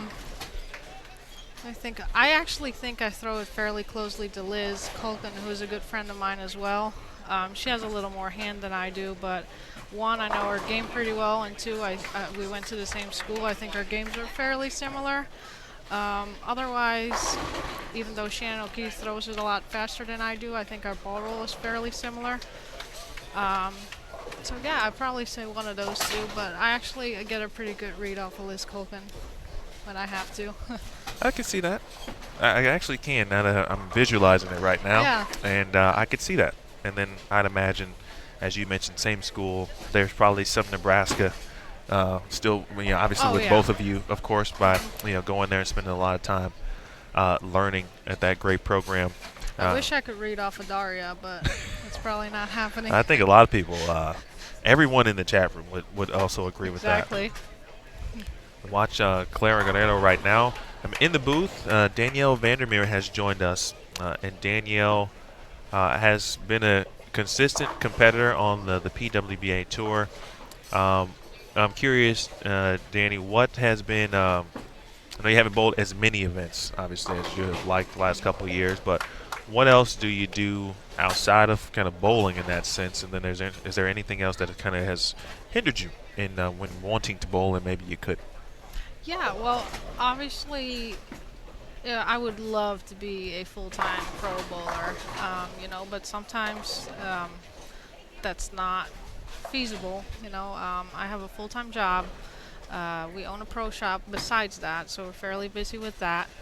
And so to make time to travel and be on the road that long. I mean, this is week, like 12 or 13? I mean, it's 11. Yeah, it's a lot of weeks to where you travel on Wednesdays, you bowl on Thursdays. Like it's a lot of days off, and I think you either got to be fully in it, or you have to do it as a part-time thing. I don't think there's really an in between. So last year I bowled a little bit more. I bowled about 6 events. Did fairly well. I cashed in, I think, 5 of the 6. But you just notice that if you don't do it full time, it's very hard to keep up with these girls.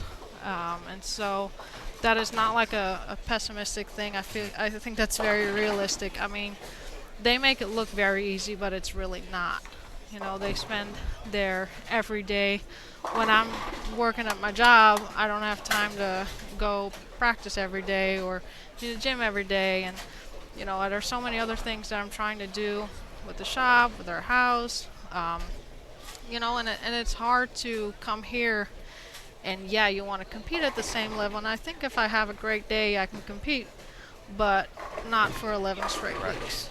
And like I said, they make it look really easy, and scores are really high, but their consistency is really high, and mine is just not. So my good shot might look as good as somebody else's good shot, but what happens on my bad shot, and how often does it happen? And so I'm just, it's hard. It's definitely hard. And so this year I didn't bowl as much, kind of because of the geographic locations of the tournaments. Living in central Illinois, it's harder for me to get out to California. One, it's more expensive. Two, I got to fly, like I drove here. This was just easier to get to, and I think the PTQs are a great way for us to kind of test the field, hope that you get in. Your odds of cost versus making money is really good. So yeah, I just bowled these 2 PTQs. Last week I did really good. Mated this week. I was about 50 out of the cut. So that was kind of sad, but I think it's a great way to at least kind of test the waters and see where you're at. This is very good insight, by the way, folks. So if you have a question for Danielle, Danielle went to Nebraska, by the way. So if you say Danielle Vandermeer, and I know that name, well, she went to Nebraska. That's one item. She has been on tours we just talked about, and continues to be on tour in that respect. Washington, Illinois is, as you mentioned, central Illinois. Yeah. I've been there before. It's been a while, though, and I'm trying to remember if I've got the bowling center right. But I feel like that's not the right place. What bowling centers? So Peoria, Illinois is about the biggest city around. Okay, so Landmark is pretty, Right. pretty well known.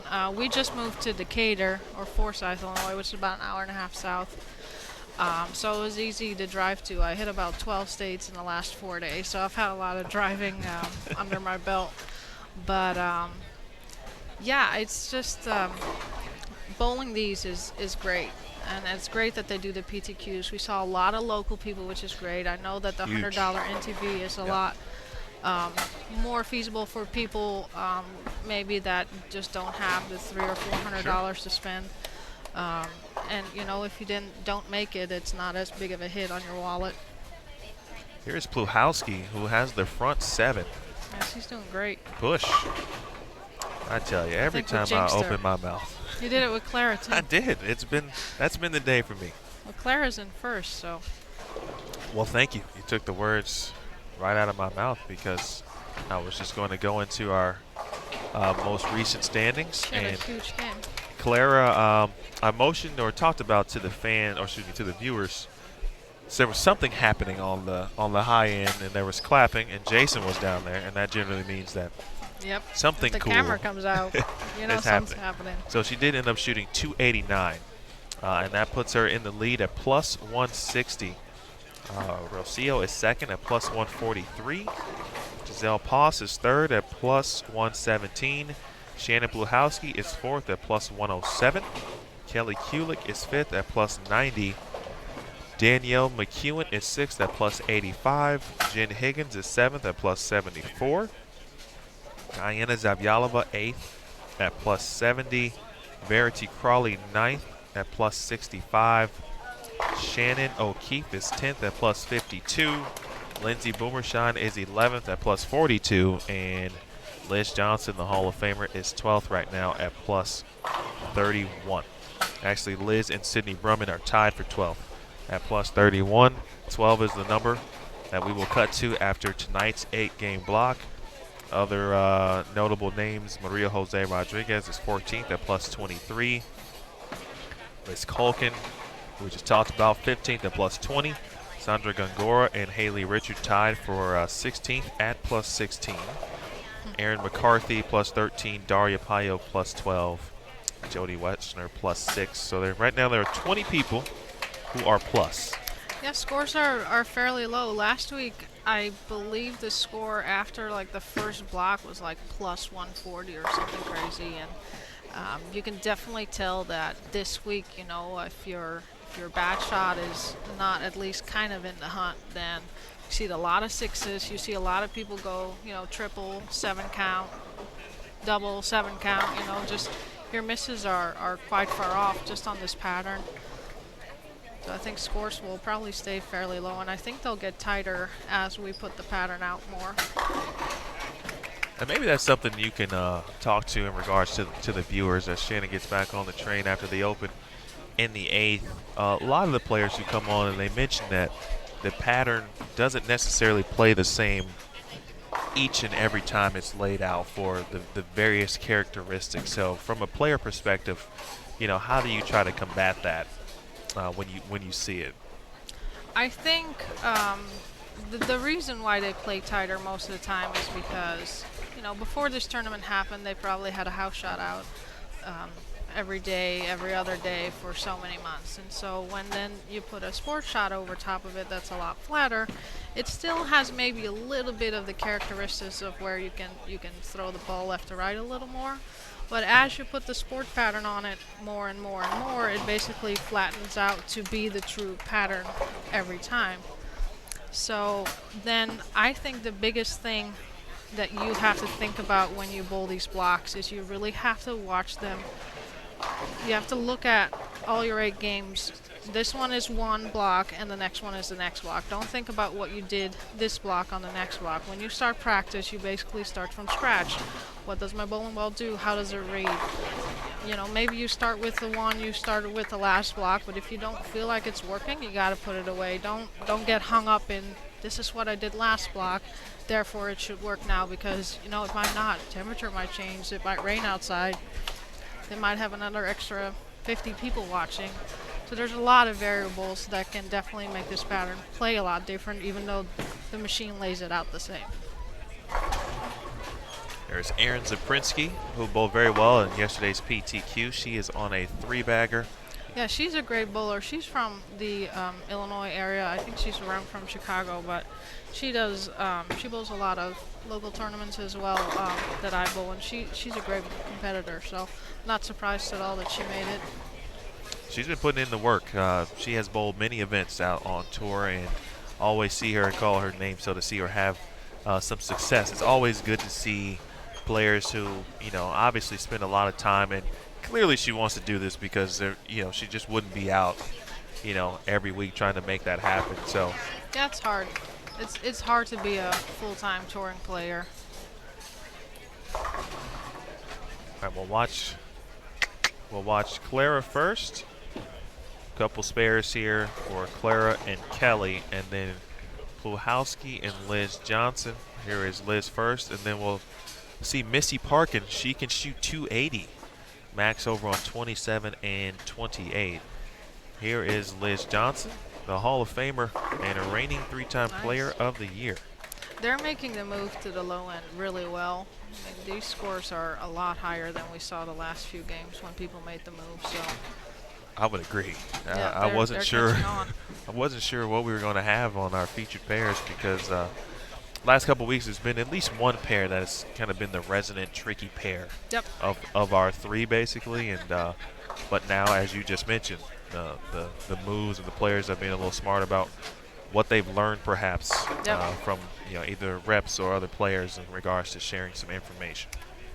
Yeah, I think sharing information is key when you bowl these tournaments. You can't ever have enough. That's just nice. Uh-oh. Shannon's due, folks. So when you start carrying She that, is due. it could be a good week for the lefty. She only lives about an hour and a half away from here, so it must kind of feel like home, right? I have to imagine. I didn't ask her was she commuting or staying local in that sense, so I'm not sure. I do know Autumn is here, and she went to school this week. How exciting is that? I saw her Kindergarten. schedule and I thought, wow, this is a long day. And I said the same thing. I was like, man, she's in school for a long time. That's It was like 12 hours. like a full-time job Yeah. right there. Well, she's having a blast. Autumn has, in a sense, kind of grew up on tour. Oh, Basically. she knows everybody. Yeah, she knows more people than we do, I think. Good shot from Liz, and that's a fine game there. 225 for Liz Johnson. Shannon can get to 266. And speaking of a Shannon, here is the other Shannon, Shannon O'Keefe.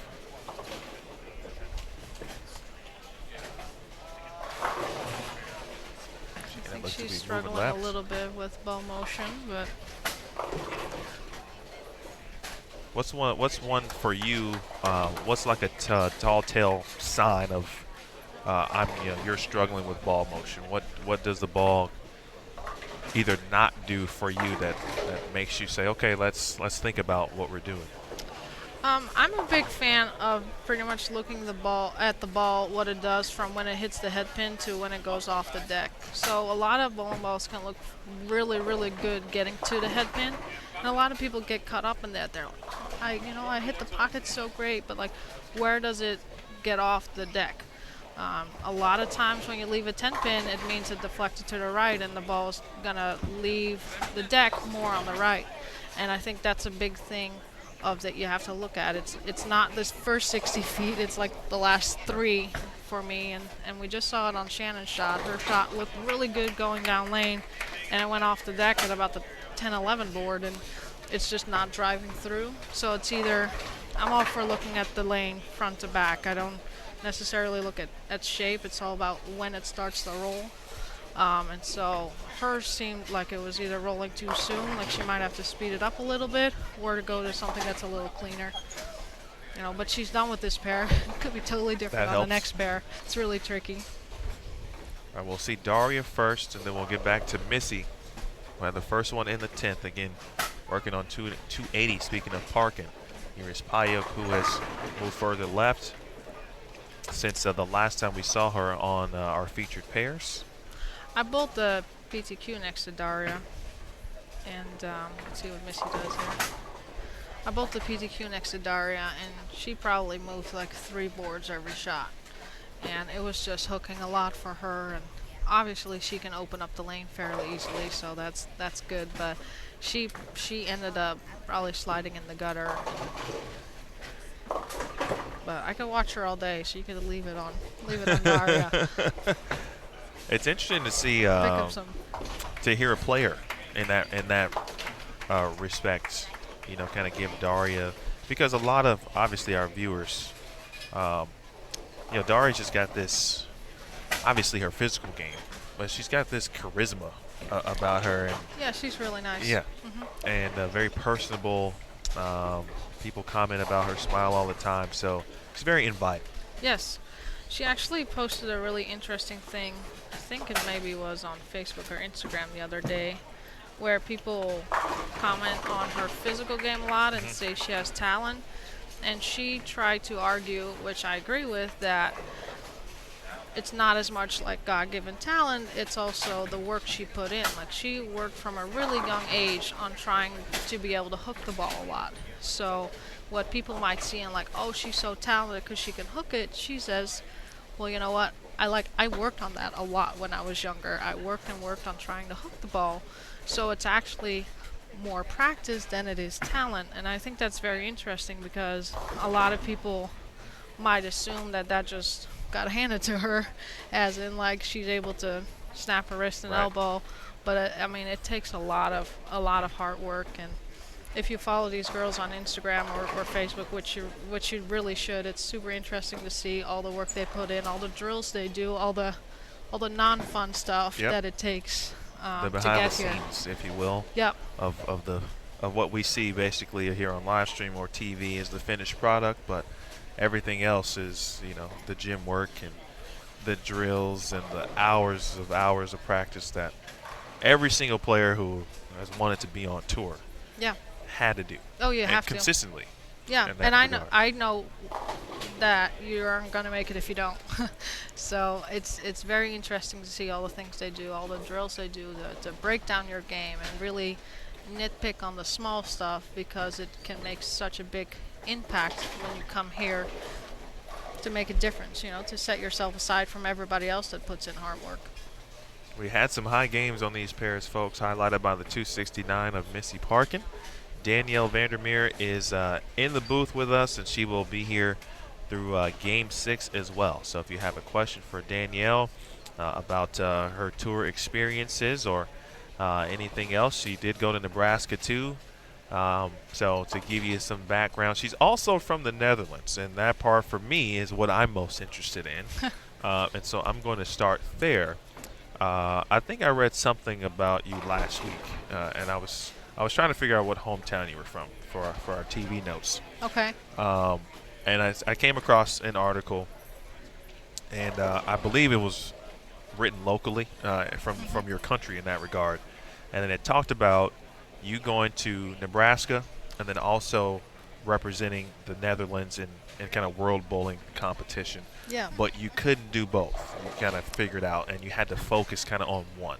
Yes. What that's was very that true. like?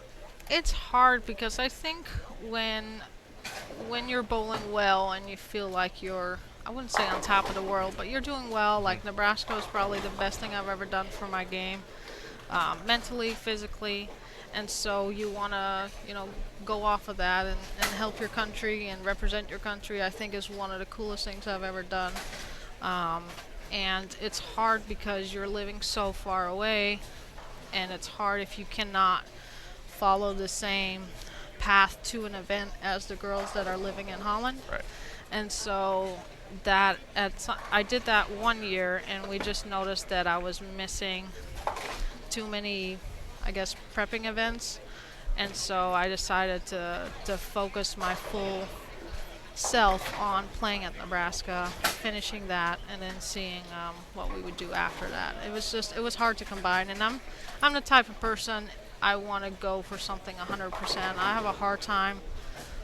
I don't want to just show up for my country and, be somebody that fills up the lanes. Like, if we're there, I want to compete. And it was hard for me to do both. And so, as hard as it was, I decided to, we did it 1 year, and it was just a lot. And so I think the Federation kind of felt the same thing. Like, it's harder to communicate with me because I lived so far away. The girls at home were doing certain things that I wasn't in. And so, it just didn't fully work out, and that's okay. I'm not sad or bitter Right. about that. It's just I had a lot of other things going on, and like you said, Nebraska was great. I went there for 3 years. I was a transfer. That was the best thing I've ever done. I don't think my mental game and my knowledge about the game would ever be as strong as it is today if I wasn't going there. If give the viewers kind of one or a couple items like that maybe you specifically were taught or honed in on to especially from the mental side of it, because that is something that every player at every level, if you want to continue to aspire and get to the next level, whatever that is for you, everyone has to have their mental game kind of in check. So what were some of the things that you learned? Well, I think a lot of people associate Nebraska with their physical game. It's something that might be a little different from other schools. It's a little more old school. And when you graduate, you can change it as much as you want. You can maybe not change it a ton, or you can. But I think the things you learn, our coaches are really good at communicating what we're doing and why. And so they're not just telling you, hey, pick up this ball and throw it. We're talking about why. Why are we doing this? You learn from all that. You basically learn all their knowledge in the years that you're there. So I learned a lot about ball motion, about when it should roll, what you're looking for, kind of like what we talked about earlier. What are you looking for if a ball is the right ball or not? If you just need to make a move, or do you need to make a ball change? And obviously bowling and a team, I think I learned a lot about knowing that you're not the most important thing while bowling. Even though you're bowling sometimes individually and out here, there's bigger things. You're always working towards a goal. And I think what I learned a lot at Nebraska, and I think I'm applying here a lot, is that you got to play smart about it. You can't just feel too much about it. You got to play smart. I think if you're in the right part of the lane and you have the right ball, and you can break your game down in kind of keeping it easy, I kind of call it, you can get pretty far. You just got to kind of take your emotion out of it and look at it as another thing, another regular thing you always do. I always tell my students, if I coach, and it sounds really silly, I said, but say you're driving and you take a wrong turn, right? Do you get really upset about that, or you just kind of turn around, go back to where you were, and it makes sense? And I'm like, you kind of have to see bowling like that as well, even though that sounds really silly probably. I said, things are going to go wrong sometimes, but you can't let Yes, it they affect are. you too much. You just got to, kind of see it as a business thing. You're just trying to do the right thing every time, and it's hard. Bowling is something you're taking so many steps, and you're 60 feet of lane. There's something probably can go wrong, but take the emotion out of it. That's good advice. Speaking with Danielle Vandermeer, bowls on tour, went to Nebraska, originally from the Netherlands. You mentioned Holland. Is that the city you were from? No, so technically Holland is not the way you're supposed to call the country, even though I do a lot, because Holland used to be a lot smaller. This is going to be a history lesson, okay? Let's hear it. Holland used to be a lot smaller, and they used to call it Holland. Well, the name changed to the Netherlands, and now our provinces, we have a North Holland and a South Holland, and it's just a province, kind of like states have here. Okay. So technically Holland is not the way to call it, but I'll let it slide. I do it all the time. So what would you call home in the Netherlands? Like, what would be the city or the state for So you? I'm from Hilversum, which is about 20 minutes outside of Amsterdam, so kind of the middle part. Okay. Holland is so small, you can probably drive an hour and a half each way and you'd be on the border. So it's probably smaller than Illinois that I live in now. So just to kind of give you an idea of how tiny that is.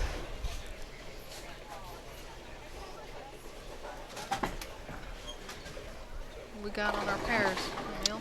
We've got on 23 and 24, Stephanie Johnson and Birgit Poplar. Over on 25 and 26, here's Giselle Poss, Josie Barnes, and Sydney Brummett. And then on 27 and 28, Daria Payok, Clara Guerrero, and Kelly Kulik, who moved from 23 and 24. So now starting to kind of see the players for the second time. Now we're in the game 6. Obviously, some games have been put on the lanes.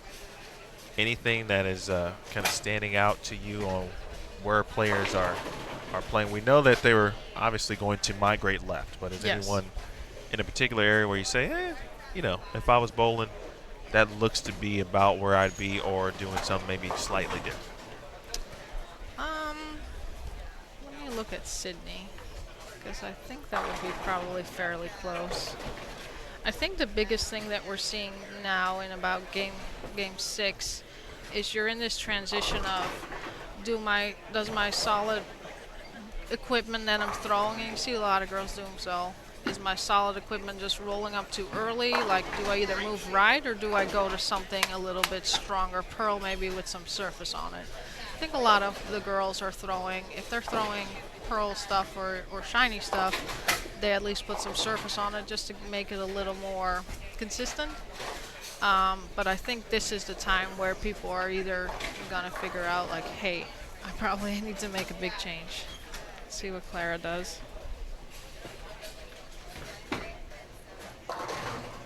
She's still really far right compared to everybody else. And Clara can get left too. Yes. She can play left. She can play in. I bowled after the PTQ, I bowled with her last weekend, and she was further left than I was. And I bowled with Verity and Aaron, so I was pretty much the furthest right of everybody last weekend. Let's take a look at our standings after 5 games. Lucia Restrepo now in the lead, and this is back-to-back weeks here for Rowe, to where she has put her name early, in the hat to kind of make the show, and now back in the lead at plus 195. Clara is now second at plus 178. Shannon Pluhowsey, better keep an eye on her, is third at plus 171. Remember, if she started with 259 here on 27 and 28, told you folks, if she's got that kind of look very early in an event and theoretically doesn't have to come out and go searching for it because she's the lone lefty in many cases, it could be trouble for the rest of the field. And so we'll keep an eye on that. Fourth, and that's some significant difference. Not too much, but it's getting there. Yeah, it's a little bit of a gap, I'd say. Plus 118 is fourth, and that is Diana Zavyalova. Giselle Poss, who we've mentioned in the chat, throwing it very well today, fifth at plus 115. Verity Crawley is sixth at plus 99. Kelly Kulik is seventh at plus 96. Missy Parkin, eighth at plus 60. A tie for ninth. Danielle McEwen and Liz Johnson at plus 56. Good shot there from Daria. Maria Jose Rodriguez is 11th and 48th, or plus 48, excuse me. Ooh. And Lindsay Boomershine, 12th at plus 47. Daria just on the outside, plus 43. Sandra Gungor, 14th at plus 41. But Steph has been working hard to figure out the proper way to get her ball to go through the pins. Yes, I mean, she shot 277 in the last game, and finally starting to get something to work. Before that, 2-0, 153, 192, 165.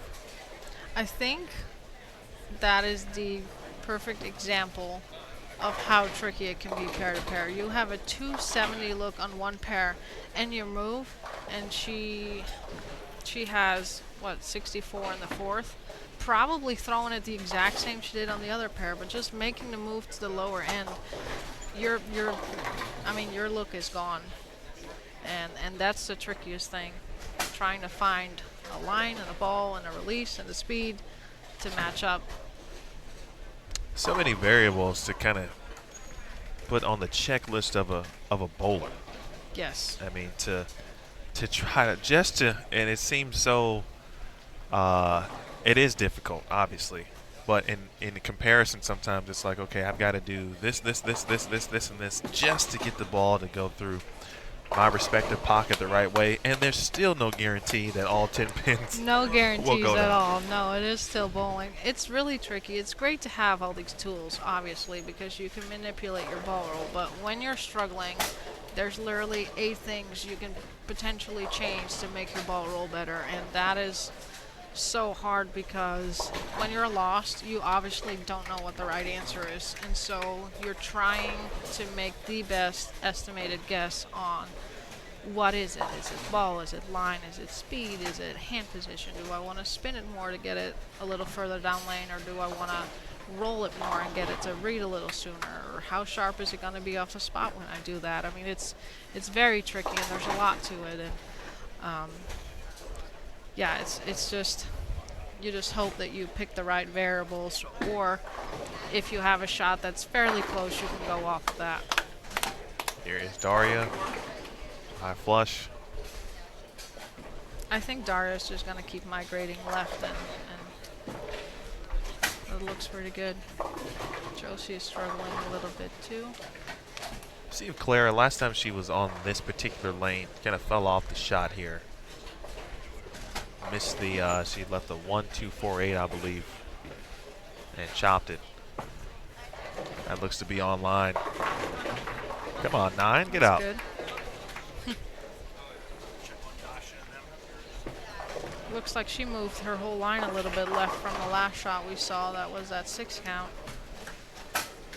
So she's probably moving a little bit left too. But if you compare her shot to Kelly's right now, I mean, Kelly is slow hooking, crossing. She's throwing a higher end pearl, but probably some surface on it, but she's crossing what, 17, 18 at the arrows? Or Clara's like at 8. I talked to Steve Jacobs this morning.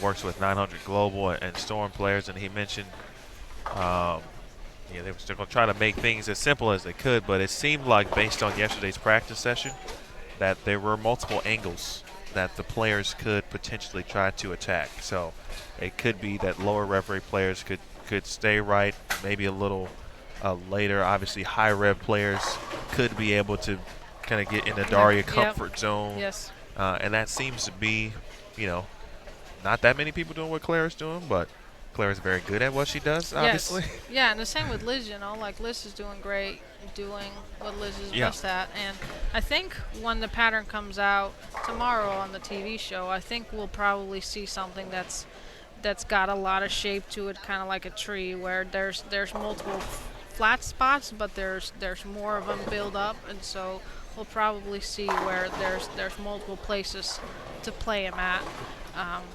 Kind of depending on what your favorite motion is, yeah.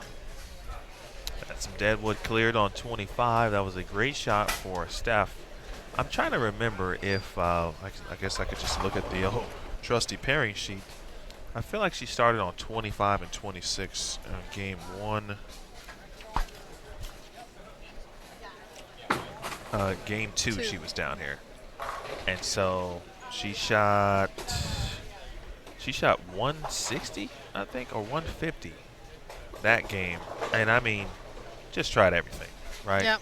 Very early on, but it was early in that sense. And I said, well, I imagine when she gets back to this area, by this point, you would hope It'll be a little better. be a little better. Yeah. And still, and again, you mentioned it, just how sometimes different sides of the house play different when you make the turn. This is theoretically, although we're on 23, for the lanes in use, this is the low end. Yep. And, we've seen some high scores, we've seen some low scores, so it's been a mix.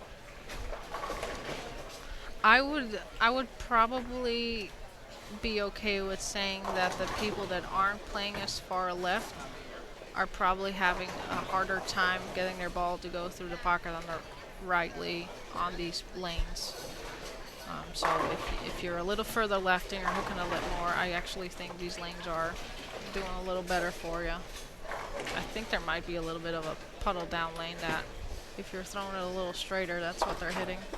Question for you in the chat, Danny.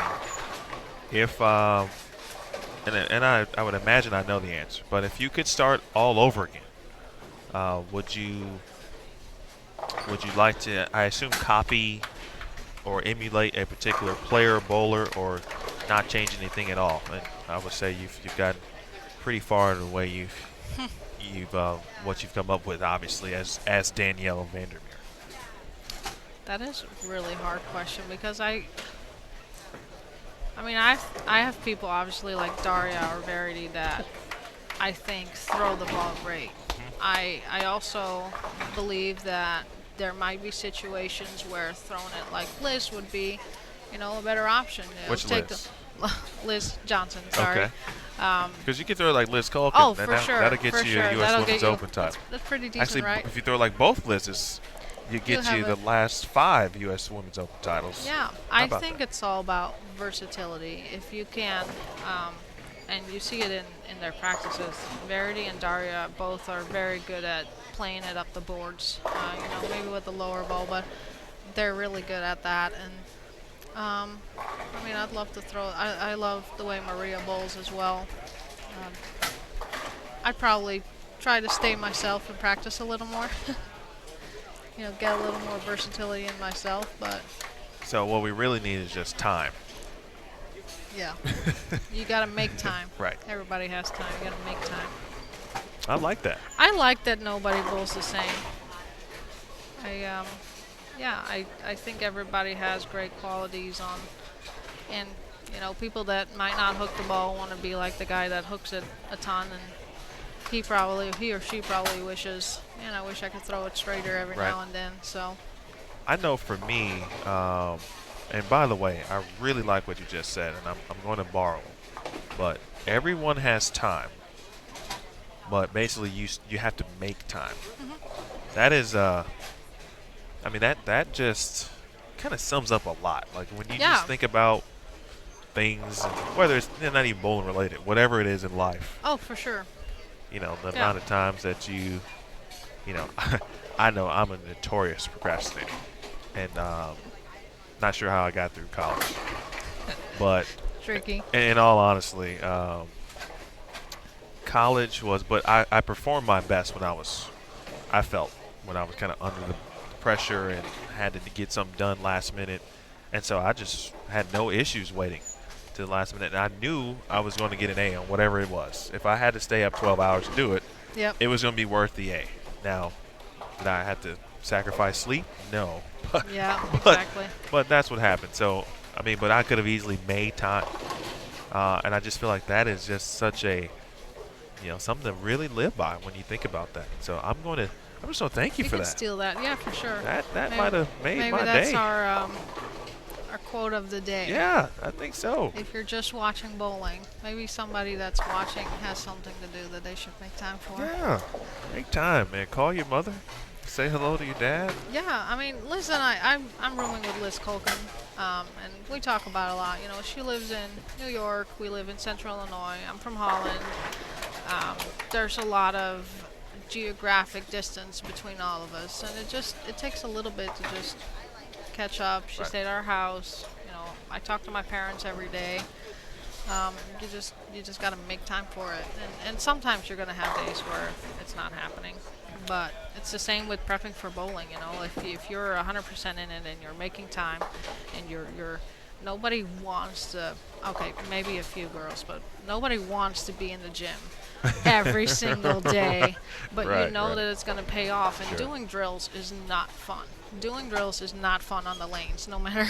But it's a lot of fun when you're doing it right the week later, and you make a show, and it's all worth it. And so it's all about putting in the work and making it be worth it. And you just got to make the time to do that. And hopefully it all pays off. Daria has put in the work, as you mentioned earlier, and it's resulted in a 6-bagger here on this pair. Yeah, she looks great at the moment.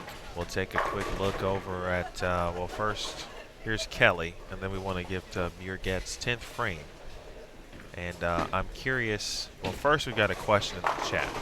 And so the more you talk, Danny, the more questions that I come up with. That's good. I'm So- pretty open, so so you can ask me whatever. I think I'm going to steal you for Game 7 as well. All right. So let's just go ahead and put that on the schedule. Okay. All right, here's Josie. And Joe's struggling with uncharacteristically with the spare ball today. And that's something that Very I know uncharacteristic. she prides herself on, as everyone does, but, you know, she'll tell you, I don't miss spares. Like, that's just not me. It's not what I do. And there's certainly some days like that. So, we'll watch Muirget here. She's waiting for Giselle Poss. As we wait, someone had a question for you, and it revolved around layouts, if I'm not mistaken. I'm trying to find it. Maybe what was your, or what is your favorite layout? If whoever asked the layout question for Danielle, you can just re-ask I was it. gonna say, if your question hasn't been answered yet, just re-ask it. I can talk about my favorite layout. I'm pretty sure it was, you know, what's your favorite layout? Well, go. since we own a pro shop, it's fairly easy for me to try some things out and just kind of drill whatever. I'm very fortunate to be on Columbia staff, and so I get to throw all the goodies, and very, very fortunate to be with That's an awesome company. Found it. From Samantha Mason. What's your favorite ball to throw at the moment, and then layout, pin up, pin down? I absolutely love my Rodman Pearl. I feel like every week I bowl, I have this like sequence of bowling balls I go through, and I tend to almost kind of throw the same ones, even if I change a little bit of surface or where you're bowling. But love my GB3. Probably then after that starts to go a little early, my Rodman Pearl is absolutely fantastic. That's probably one of my favorite balls at the moment. If I'm bowling on a house shot, which for me I have to open up the lane a little more, the new Black Widow Black Gold is money. So one of those three I'd probably say is my favorite right now. As far as layout wise, I put a lot of my stuff 5-inch pin to pat, which if people know layouts, that would make sense. So I draw a lot of my stuff like 70 by 5 by 40 just to kind of get an idea if I like the ball a lot. That for me puts my pin probably right in my ring finger. So I drill a lot of stuff like that unless I want something super specific. Like if I really want a cleaner shape, I might put it pinned down. Or if I want something a lot sharper off the spot, I'd go with a higher pin. But I try to kind of stay around 50, 60, 70 on the first angle, and then play around a little bit with probably 4 to 5.5 inch pin perhaps. And you always have your off layouts where you did something funky, right. But I think with layouts, I tend to drill a lot of my stuff. You know, I have probably 3 or 4 layouts that I use a lot. And then if I really want something specific, I'll drill another one of the same ball with something else. But every ball nowadays, with the core and the cover being so strong, they already do so much different that I don't feel a whole need to, you know, have 85 layouts in my bag just to figure out what I want to do. So Nice. Okay. try to keep it fairly simple. We just talked about how many variables there are, so. Yes. 244 for Daria. Able to clip the 10 there. She rung a 10. First shot in the 10. Big finish from Stephanie Johnson. Yeah, she made that about, what, 189? That's great. That's really good. And the weird thing is, you know, in the earlier game she was on our featured pairs, she had no strikes. And and it looked like it was going in that same direction on this pair. Able to figure some things out. And 7 through 10. She threw it very well, and obviously got the right combination of what she needs. And it makes you feel a lot better going to the next pair. Even though it's a new pair, it's probably going to roll different. Knowing that you came off of this with a 190 when it looked like 150 in frame 5, I mean, that's a great feeling. That'll probably loosen up your swing quite a bit. Shannon Pluhowski, by the way, folks, shot 269 in Game 6. So She's going to move up a lot. she's on the move. Yeah. Clara shot a 2-0, so she's gaining 60 pins on that. Rocio is too far away for us to figure that out. So it's very possible Pluhowski could be your In the leader lead, yeah. after 6 games, but we'll obviously update you once it's all official. Giselle Poss, meanwhile, continuing to put herself in great position, continuing some good momentum. She bowled very well yesterday and has carried that over into today's Elite Field qualifying here on 25 and 26 at the moment. Bowling 24 games in a day and a half is quite a bit because you have practice before the PTQ. If you make it, you get an hour and a half of practice on the pattern, which, you throw a lot of shots. You try to get a good read. The pattern isn't the same like in the PTQ, so it could be a whole different ball game. Right. Then after a long day, you try to catch some sleep, and then you show up for another 8 games. Today is fairly quick because they have 3 on a pair, but like last week it was 4 on a pair. You don't get a lot of break in between. Then you bowl another 8.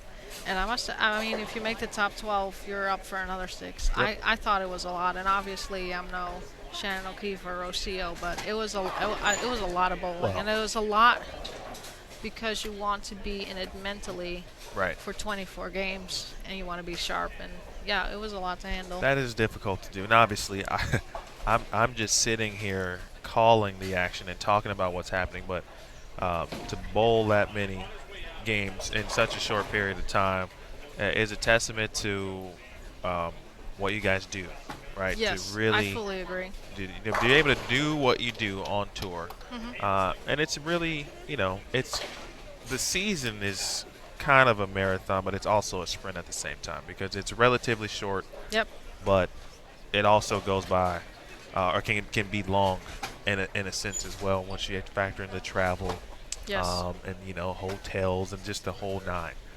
Yeah, I heard Kelly say yesterday that pretty much like Wednesday was her first day off since like April or something crazy. I mean, she, it's you get done on Saturdays, you go home on Sundays, if anything, and just to be back at it again on Wednesdays, it's a lot. You pull a lot. You're mentally in every shot a lot.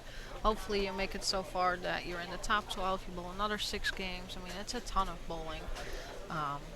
And that's good. I'm all for that. I think the more you bowl, the more whoever's bowling well gets out on top. So that is great. But yeah, it takes a toll. Some places get really hot because the AC might not be able to handle it. Like last week was really hot. Here while we're sitting here, it's pretty cold. But Yeah. when you're bowling, it's I'm really chilling. nice. Yeah, Yeah. but I'm always cold though. you don't know, like bowling in Florida is so different than bowling in Ohio just because of humidity. Right. There's just a lot to it.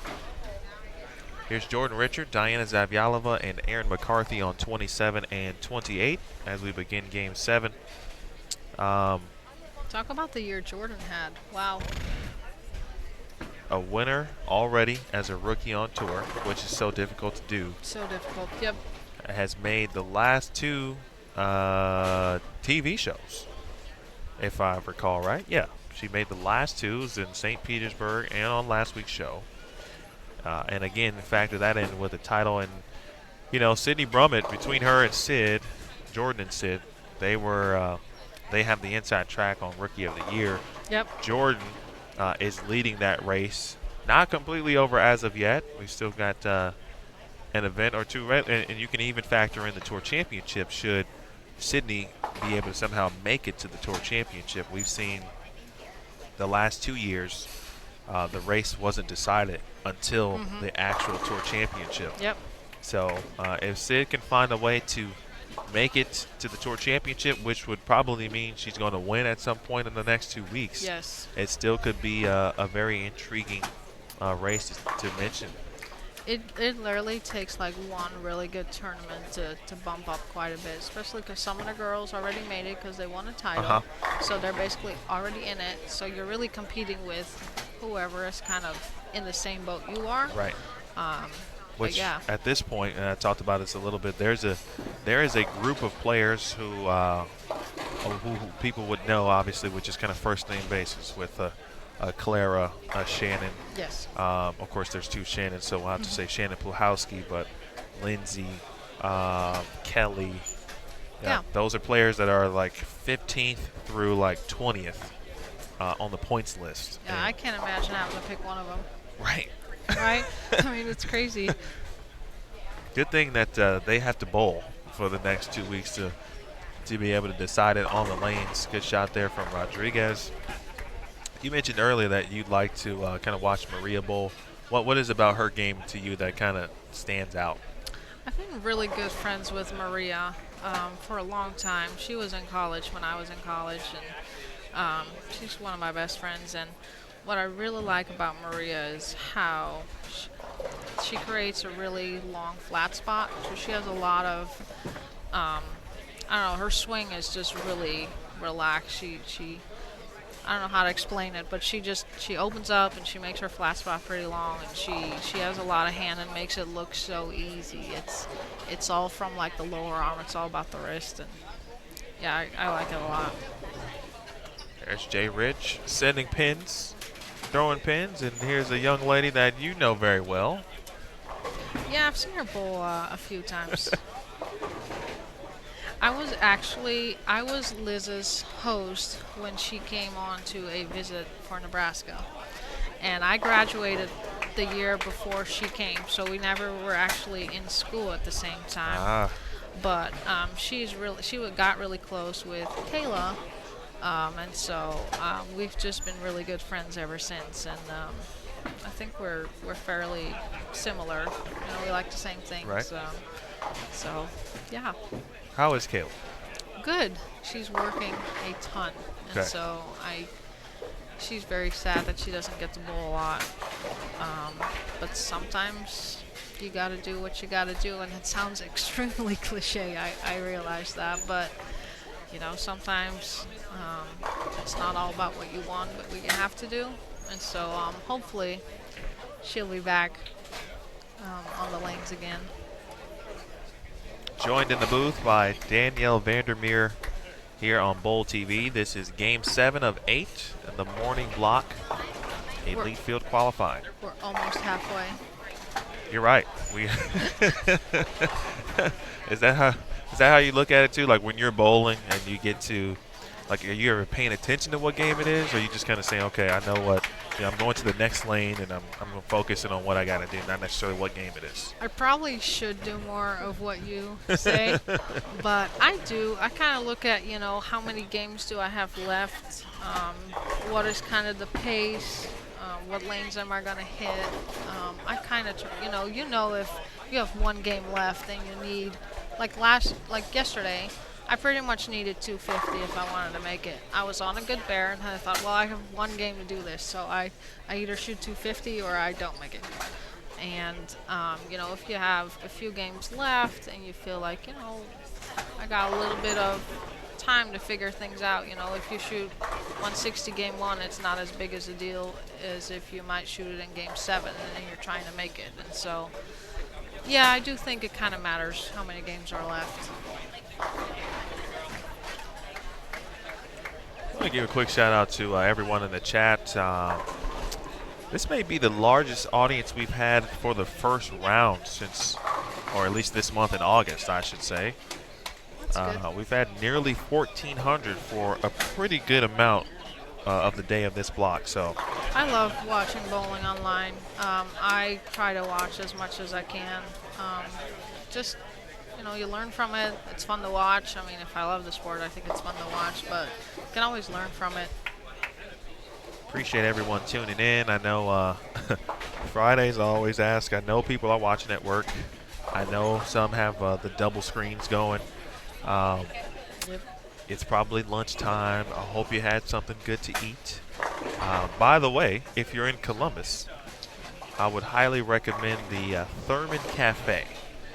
So if you get a chance, obviously our time is limited, but it's about a 12-minute drive or so from here, right down High Street. Okay, that's not bad. In that direction, whichever direction that is. Yeah. I just pointed. You can't see me, but it was very good. They've got I don't know if it's something to grab like in the middle of a block or like in between. It's a little heavy on the stomach. Okay. They have some large portions. Okay, maybe for So, dinner. Yeah. So just keep that in mind All right. if you do go. Chelsea, who's on the stream, actually made it through the PTQ, and I'm not sure if she's a local bowler or not. Yeah, She's from Chelsea is Kentucky? from Frankfort, Kentucky. I believe she went to Bellarmine University, if I Okay. recall correctly. Her dad actually is an avid viewer of Oh, awesome. of bowling, and he's here. So Yeah, she did great yesterday, and they were not easy at all. She's doing really good today. I mean, she has triple. I know she just Brooklyn, but I'm like, girl, take it. right, Don't feel bad about it, because strikes don't come for free over here. So if you're Brooklyn and strike, take it and run with it. you guys have asked some very good questions. Oh, Mark Pruitt knows what I'm talking about. The Thurman Cafe. It is. I didn't try the Therminator though. Did not try that, but and I didn't try it because I read what it was and I was like, "Whew, okay." I might not need to have that at this particular Sometimes you moment. just gotta not know what's in it. That's true. You're right. I know a lot of people who would have just destroyed the Therminator though. Last week I was in Minnesota, and this girl at the bowling alley, she said, "You really need to have a Juicy Lucy." I'm Yeah, like, what is my this? guy Ryan just mentioned that. Yeah, and so we went to a restaurant called, I think it was like 5/8 or Okay. 5/8. We had a Juicy Lucy. It is a burger with cheese in it. So as you bite, there's liquid cheese coming out. It was fantastic. It was probably a heart attack on a plate, but it was great. I had one. Liz ate one with peanut butter and jelly. I'm not sure how that Ooh. works. Yeah, it was crazy. I don't. Okay. I tried to stay with the regular one I would've with tried that. bacon, and it was great. But I love to try and eat more local stuff while we're traveling. I mean, you can go Absolutely. to a Logan's or whatever every day of the week Right. when you're at home. But I try to, one, support local, and two, eat something that you don't normally eat every day. It's already tricky being on the road. I know the diet is always an important topic. Trip the 2 and the 8 for Liz Culkin. And can be difficult, of course, to kind of keep the diet regimen in the way you would like as a player, for example. So, Yes. but when you do get a chance to kind of indulge, and Jen Higgins also from just around the way, locally here in Ohio, 3-bag or 7-spare Jody double. too. Jody's from Ohio too. Jody from Oregon, Ohio. That's She's probably in, about what, 2.5 hours away from yes. here. Yeah, She's in 4 Hall of Fames here in Ohio. isn't that crazy? And they 4. have a ton of great bowlers in Ohio. I mean, we're pretty good friends with Shannon Plowski, and if we go to league with her, they have like 50 lanes of league filled with 5-man team, and I'm like, how do you get all these people to bowl on a Sunday impressive. morning? It's very impressive. They have a ton of bowlers, so it's very impressive for her to be in 3 or 4 Hall of Fames. You guys have asked some good questions, some good comments. Keep them coming, as we'll have Danielle on for the remainder here of Game 7. Let's take a look at the standings. We said Shannon Pluhowski shot 269. The previous game, she had shot 264, and that has propelled her into the lead. Plus 240 for the lone southpaw in the field, which obviously is not a shocker there. No. The lone one, but the best one. And For she's sure. been very good for a very long time. Rocio Restrepo, second at plus 208. Clara Guerrero, third at plus 180. Giselle Poss is fourth at plus 149. Diana Zavgalova is fifth at plus 125. Verity Crawley is sixth at plus 104. Kelly Kulik is seventh at plus 100. Daria Payok is eighth at plus 87. Jody Westner, ninth at plus 69. Sydney Brummett, 10th at plus 68. Jen Higgins is 11th at plus 62. And Sandra Gongora is 12th at plus 59. They're all really close, probably from what, 8 to like 14th. Yeah, I mean, you could even. Yeah. Won one big game, and you can probably Yeah. jump 7 spots. And 13th through 21st at this moment. Also plus from plus 57 and 13th to plus 22 and 21st. Yeah, I mean, that's really close. So it should be. It's going to be a fun evening. I can already see that. There could be some players who could separate themselves. Players like Shannon and Rocio. Clara has bowled very well today. Yes. I could see Giselle Poss kind of making that type of run. She's been pretty locked in for the most part. Can never count out Diana.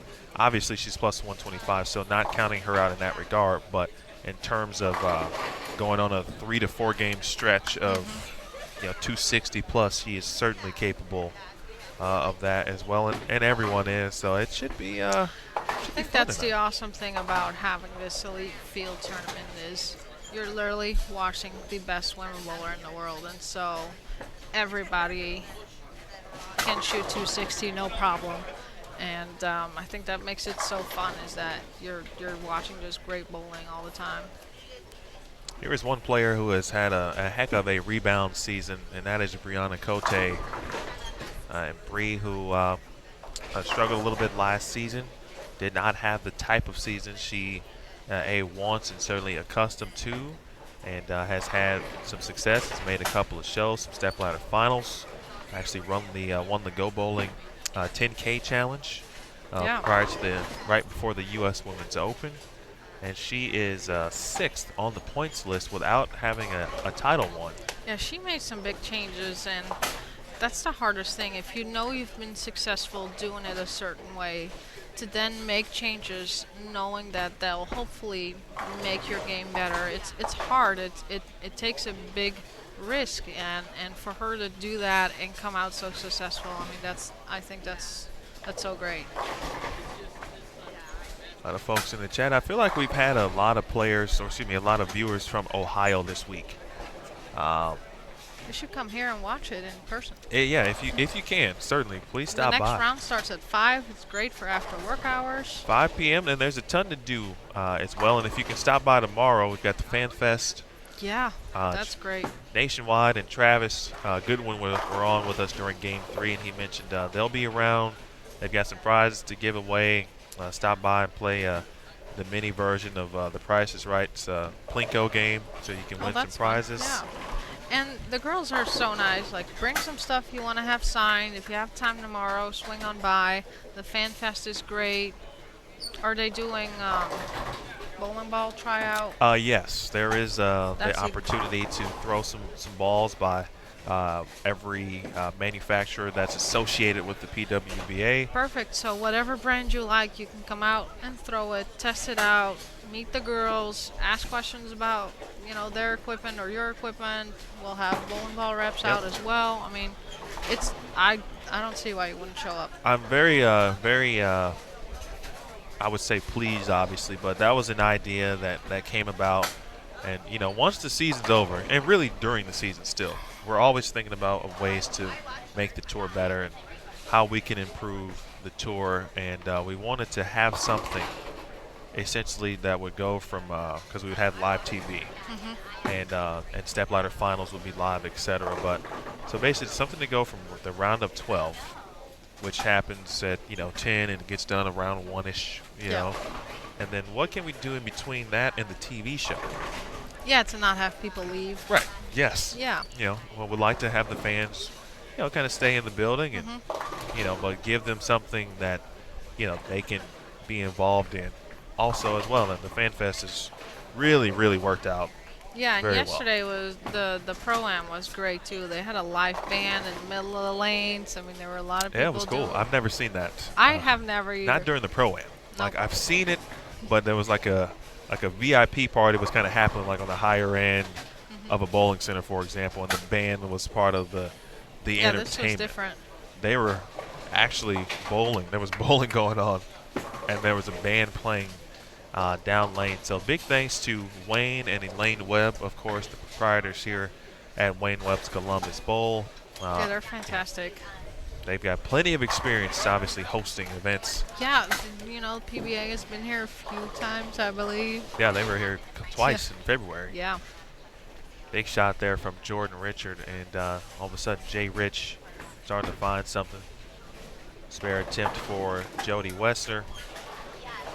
Jody has made a 3 for 3 in PTQs. Yeah, how great is that? So she paid in $300. Then if you make it, the event is free. It basically covers, I mean, your minimum check today is $1,200. So if you're looking at it, not even from I'm gaining experience or I just want to bowl, like if you're looking at it just from a money thing, like she's she's had a great payout for her time here, and I mean, that's one of the reasons why I think the PTQ is such a great idea. Maria did not like that shot that she just threw, but it struck. And she is going to potentially get into the 250s with one more. I think she will. What do you think? I think so too, because she didn't like what just happened. Here's Jen Higgins, first shot in the 10th frame. Good shot. She's got some support as well. I mentioned she is from the area, about 30, 45 minutes away as well. And a 10 pin that just kind of wiggles and looks at Liz Colkin. Yeah, she's struggling a little bit this game. You can see her bigger misses are 7s. Diana's looking good. Jay Rich can get to 258 this game as well. Zavialova can get into the 2 teens. Rodriguez, I think she made a move, but unfortunately leaves the 4-6-7. Here is Jody Wester. All right, so Danielle, I'm gonna be honest. I told a fib. I was gonna let you go this game, but I'm not. No, you're gonna keep me. That's all we're right. going to the end of the block, if that's okay with you. Yeah, that's perfectly Okay. fine with me. I enjoy being here. Is this your first time kind of being on air in any kind of situation? Not necessarily here, but whatever. Actually, no. Okay. This is kind of a crazy story, but in when was it? I think it was 2012. I was on the qualifying team for the European Women's Championships, and I was not feeling great about my game at all. So a few months before, I said, you know what? If you're gonna pick 6 girls, like I'm gonna back out because I'm not, like, my game is not where it needs to be. My mental game is not where it needs to be. It's not happening for me, and I'd rather give that spot to somebody else. If I was going to be selected, like, who knows, maybe I wasn't anyway, but so I backed out, and my sister was bowling that tournament. She got picked. She actually won the thing, but I did the live streaming for the whole event with my friend Cheska. So we did, not knowing anything about live streaming, we talked for like a week straight just about bowling. We did live streaming, and you probably know how it was your first event when you were on. You were kind of like unsure what to do. So we did a full week of live stream commentating, and it was fantastic. How about that? It is fun. It is a lot of fun, and wow, what did Liz just carry? Was that the 7-9 that went down? That was crazy. There's Jay Rich to the right. She carried the 4-9, got something to go this time. She'll be in the 250s. I think I misspoke earlier. Jen Higgins finished with, she could have got to the 240s, and she finished with 235. Chelsea Stevens, the unfortunate. That's too bad. I mean, she shoots 190 with 3 opens. I mean, how good of a game really did she have? If you shoot 190 with 3 opens, that's. I mean, she did a lot of other good things during that game. Maybe a ball change there for Westner.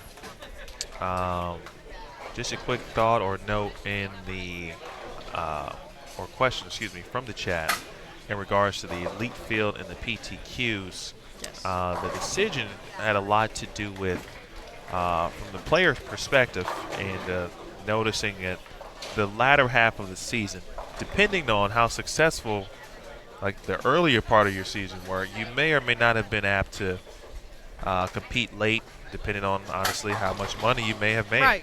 Right. And that makes up obviously a big portion of what, you're not out here, you're out here to win, but you got to support yourself. It's got to make sense, yeah. And it's got to make sense. So in that regard, seeing some things go down towards the end, there was an idea to try and reward those who are successful early and kind of earn that elite spot in that sense, and then still give the opportunity to everyone else, whether it be members or non-members, at a very low price. Yes. As you mentioned earlier, to still be able to compete if it works out for your schedule and everything else, obviously, that you have to take into account. So the top 24 after the U.S. Women's Open in points earned essentially those elite spots. Good shot there from Liz Culkin. Great shot. She can get to 207 now. So top 24 at the U.S. Women's Open in points earned elite field spots. So they got themselves basically or earned a guaranteed check for those 3 events. And then the remainder of the field, because there always is it's going to be a 32-player field. We have to have a round of 32 basically. Those spots come from the PTQ. First 200 of Brianna Cote's day. Yikes. Well, you don't hear that very often. And it's a 226, so she was well over it. Wow. Let's see where Cote. Well, okay. She wasn't lying. She's struggling. But she has 191, Yep. 197, 191, 189. I mean, she wasn't that far off, No. but it's tricky. There are some days like that sometimes, Yep. and it is. And she did it on the pair that not a lot of people are doing that great on, so maybe it's just up from here. Well, I tell you what, 23 and 24 the last 2 weeks have Last been week was horrible. the It tough was really flat. It was really flat last week. It was the same pair, you're right. So I hope that provided a little bit of insight in regards to the Elite Tour. There's 3 events. We started in St. Pete. We had last week in the Twin Cities, and this week. So there's 3 elite events on the tour schedule. Next week is the 3rd major.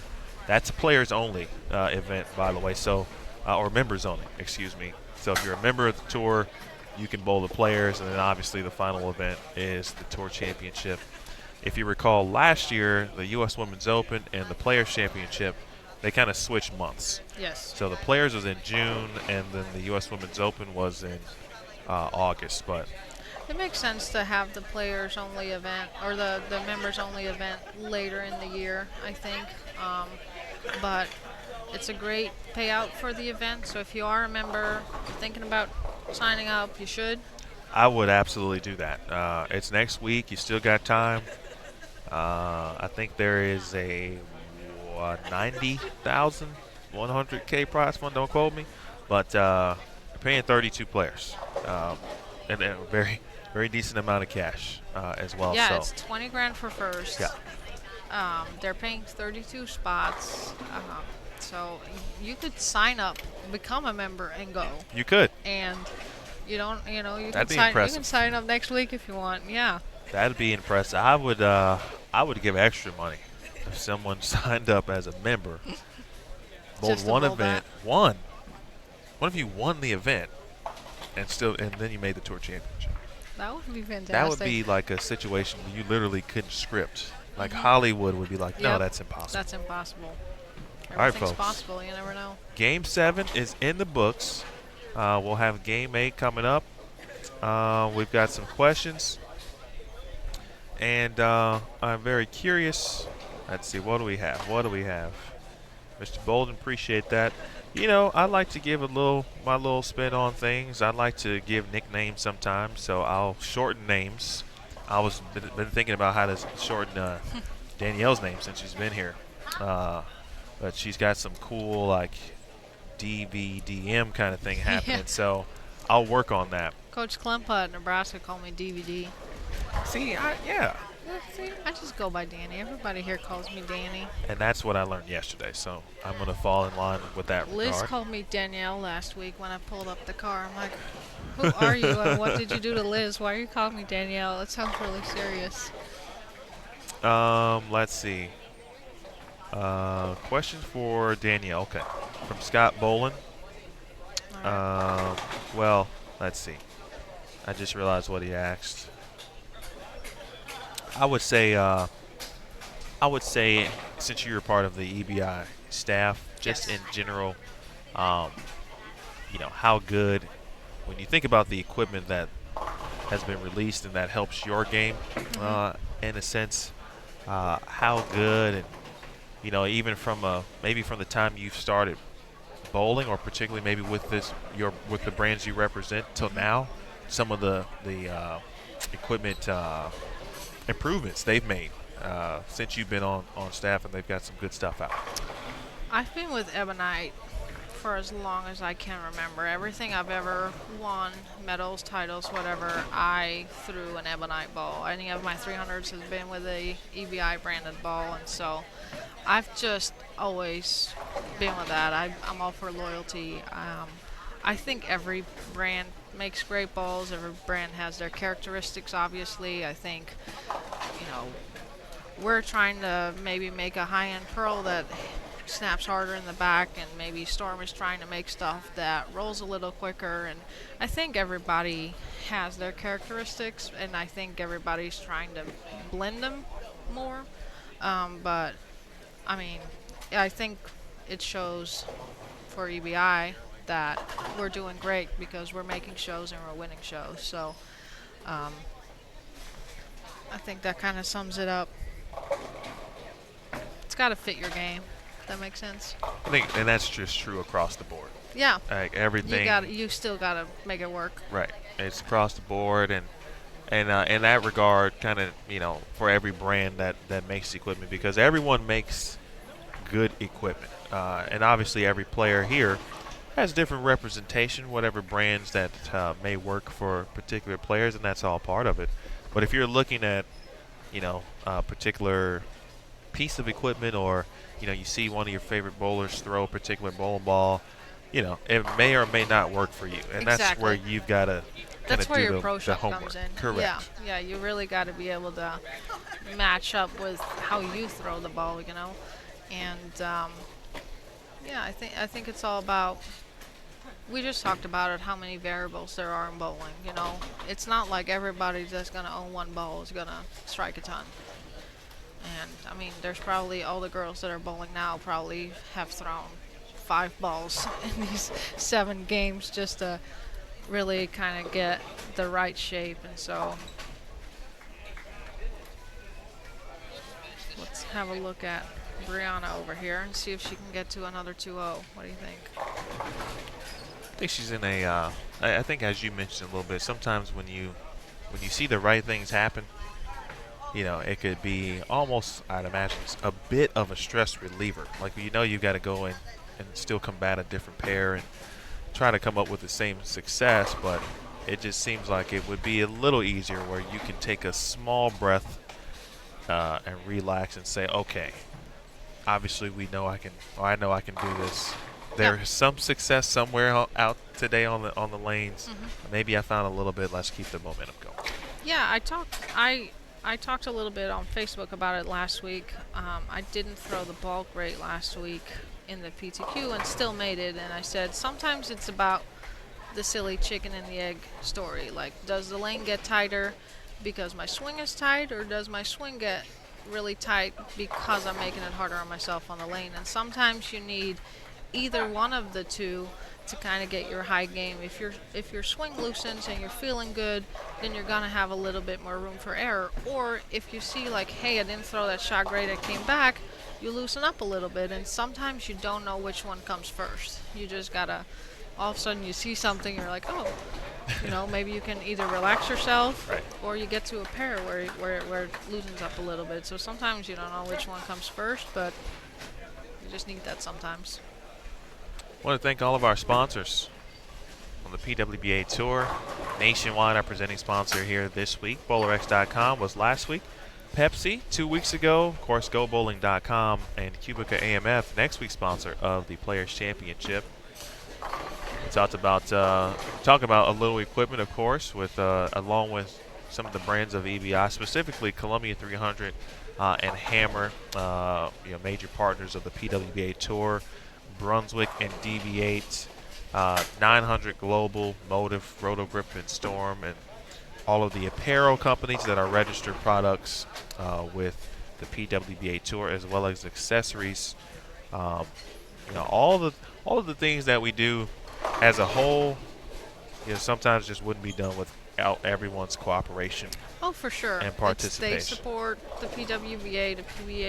The PWBA supports them by, you're getting all your, either equipment or your apparel or whatever else it is exposed to. I mean, the best players in the world are throwing and wearing your stuff.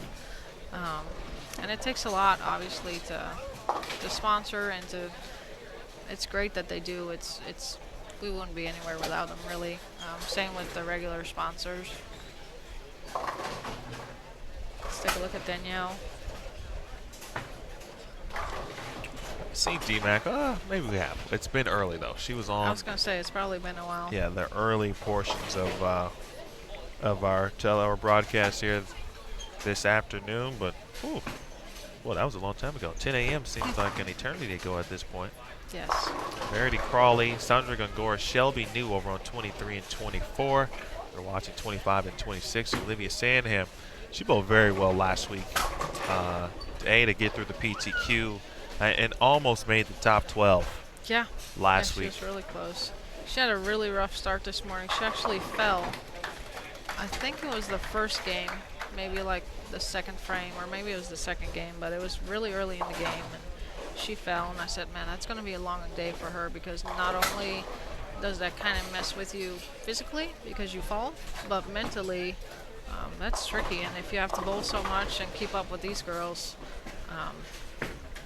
having a fall on the approach is the last thing you probably want. But let's see where she's at, maybe in the standings, see how she's bounced back from that. And we do have a standings update. Big thanks to all of the volunteers here who are taking scores. And then, of course, Kathy Waka does what she does and inputs them into the system. And that's how we get our stuff online. Shannon Pluhowski has continued the run, folks. Plus 277 for Shannon in the lead. Rocio Restrepo not far behind, just 22 pins away. Then there's a gap. Yeah, plus 255. And then there's that little gap we talked about. Clara Guerrero is third at plus 174. Kelly Kulik is fourth at plus 158. Giselle Poss is fifth at plus 149. Diana Zavyalova sixth at plus 131. Verity Crawley is seventh at plus 103. Jen Higgins is eighth at plus 97. Jordan Richard is ninth at plus 95. Daria Payok is 10th at plus 92. Liz Johnson is 11th at plus 89. And Sandra Gongora is 12th at plus 78. Ria Jose Rodriguez is 13th at plus 77. The gap a little lower actually now. You have to go from 13th to 19th, plus 77 to plus 16. DMAC, who is bowling right now, is -1. Yeah, she had 3 170 games in a row. So hopefully she'll be able to get back to 2-0. You're not far out. See Jen Higgins continuing to have some success. I've got to imagine that being kind of close to home, obviously, presents a little level of comfort and maybe not even have to break the routine as much. Yeah. Driving home after you get done bowling, sleeping in your own bed, etc. Yeah, I think staying in your own house would be ideal, obviously. Liz is on a good streak. Good shot. Let's see if see what DMAC is doing here.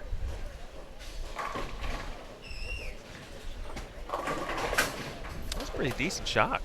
Light hit seems to carry pretty good in this house. I say some 2/8 fall sometimes, and they do pretty good. In the booth here with Danielle Vandermeer, the players call her Danny.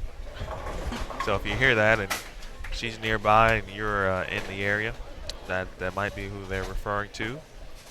Someone asked a question about a former champion here on tour, Amanda Green. She is indeed in law school currently, and that's where she's been at. She's one of those other ones where sometimes you just got to do what you got to do, and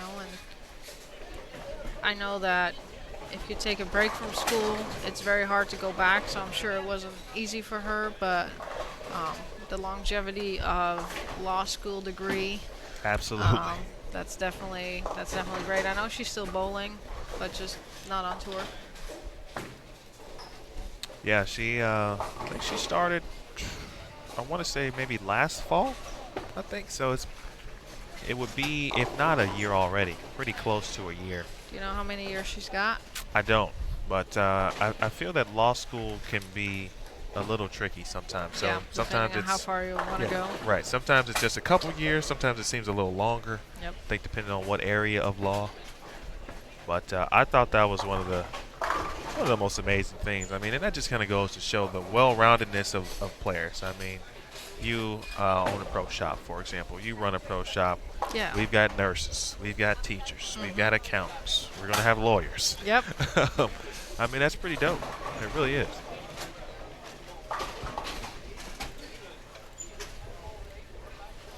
We're in the final game of our morning block.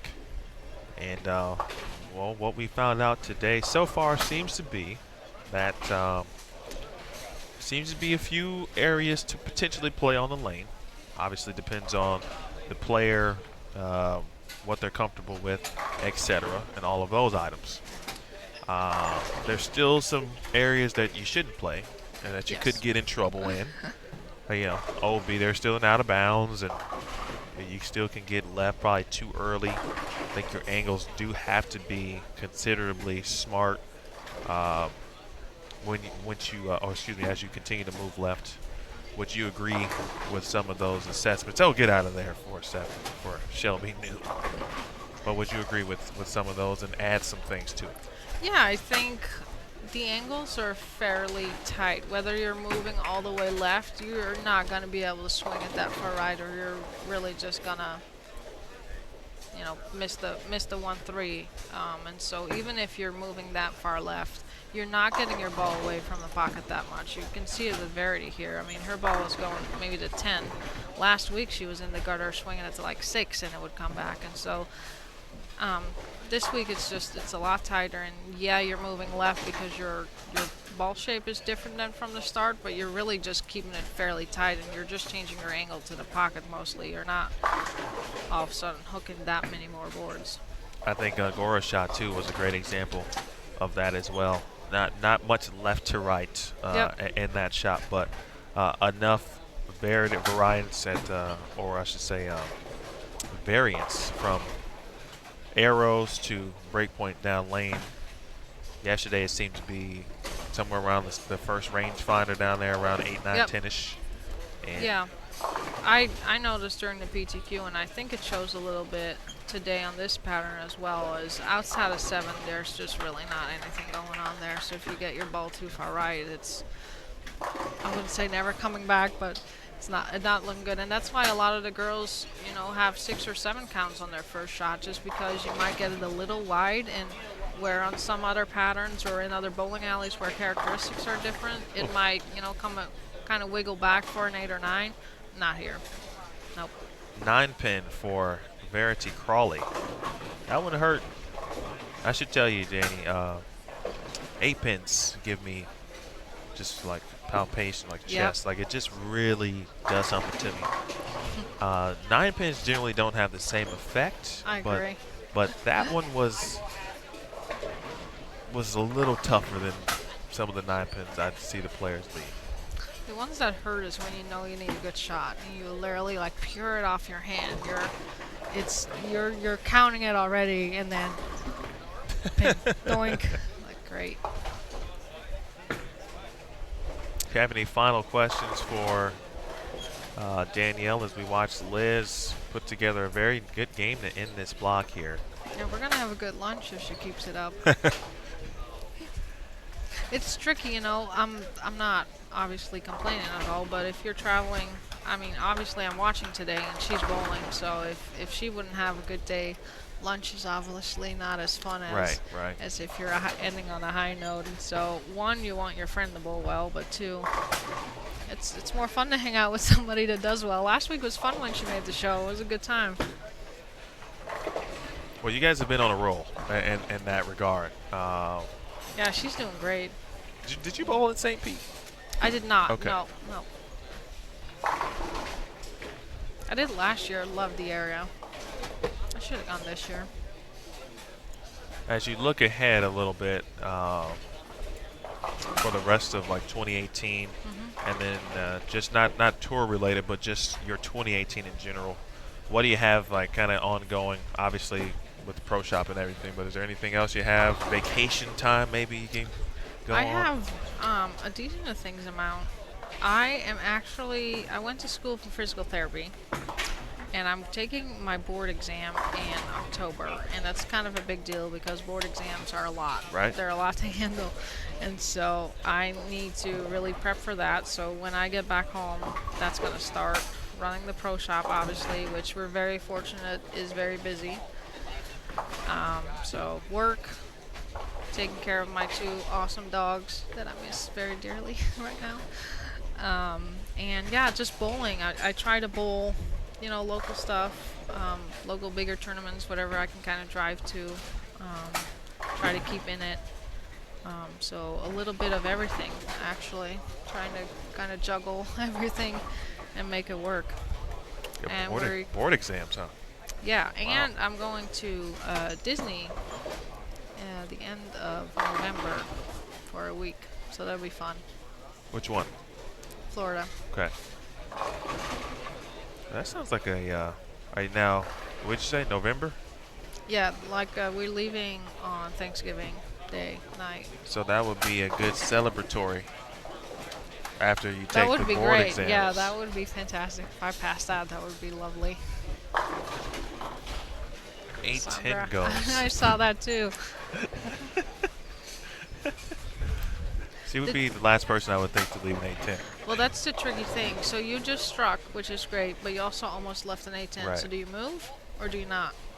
What do you go with? That's the trick. That's the trickiest thing about bowling. So you saw it. I saw it. What do you do? What would you do? That was a great show, by the way. I'd probably move a Nickelodeon. little left. Okay. My guess is her ball rolled a little soon. That's why I flatten out. So I'd probably move a little left, try to catch a little more front lane oil, and hope it's the right choice.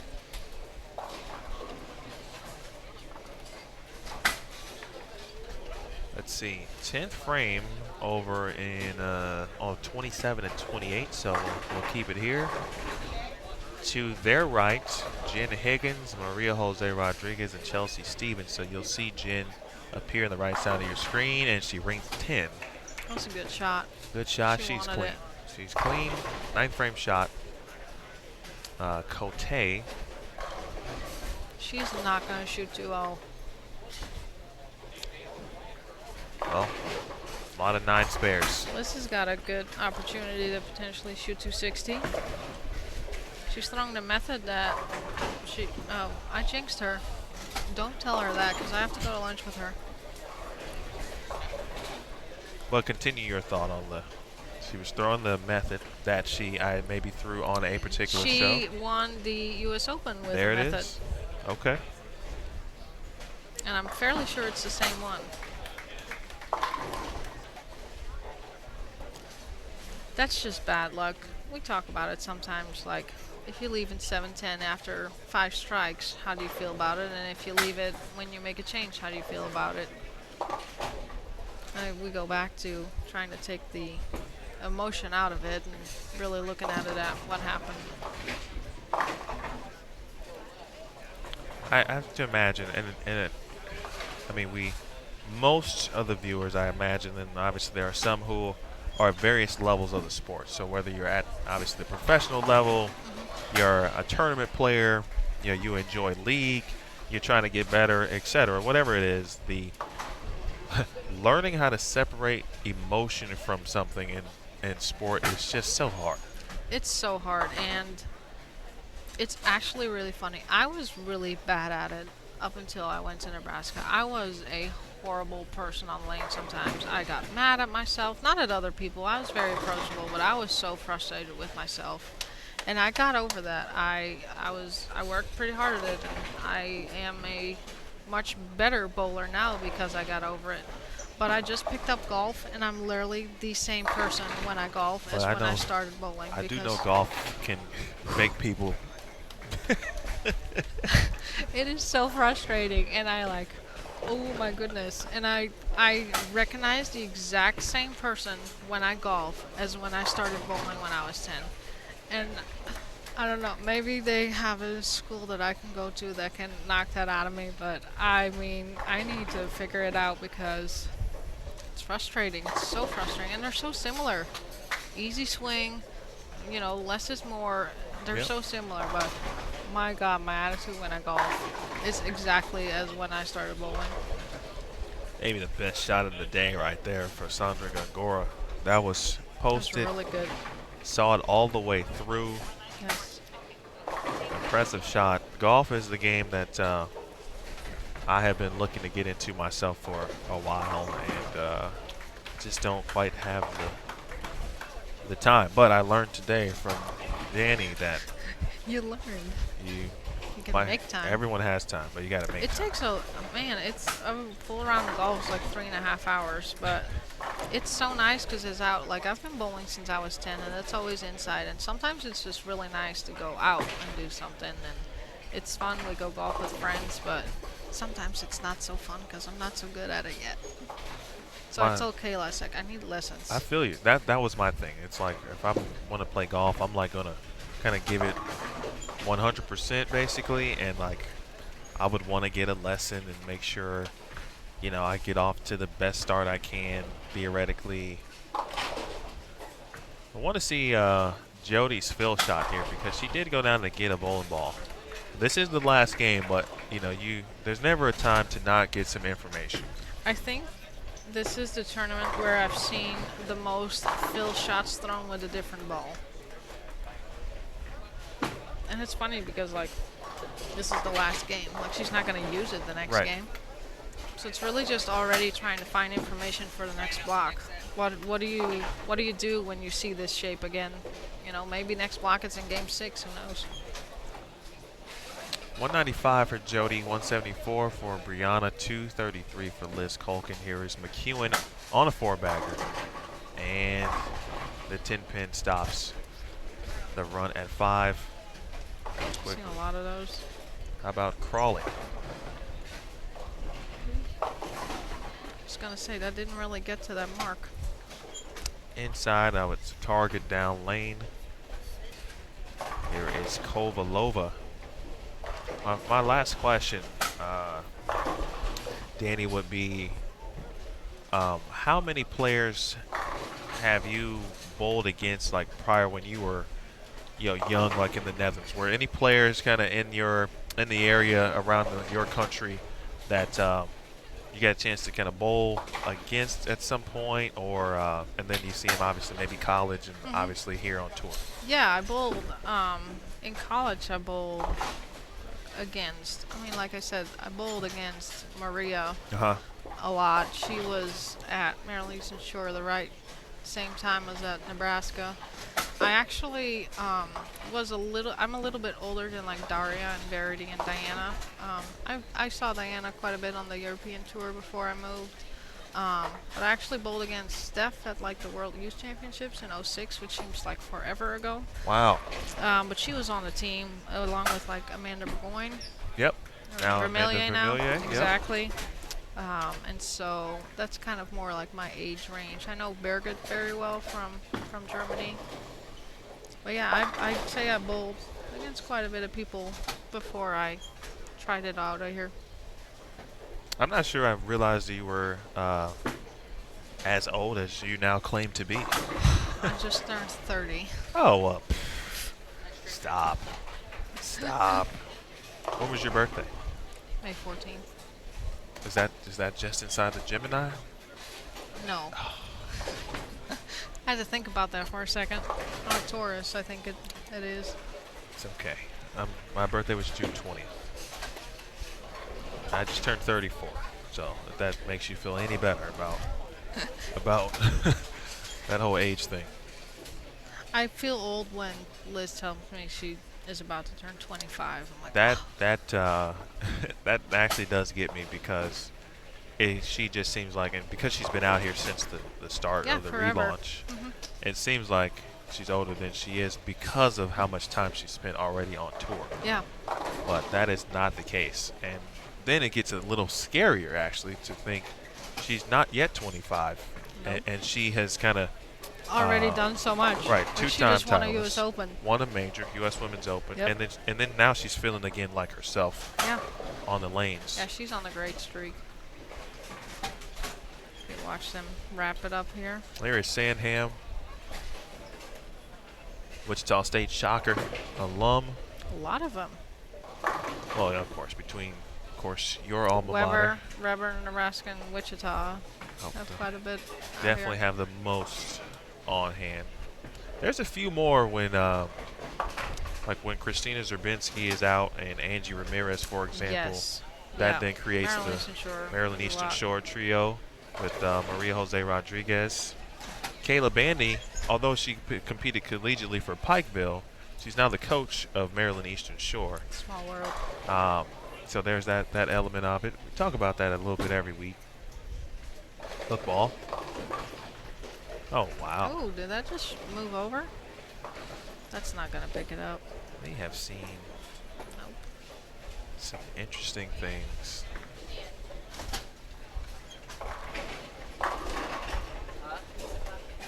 Brooklyn will take it.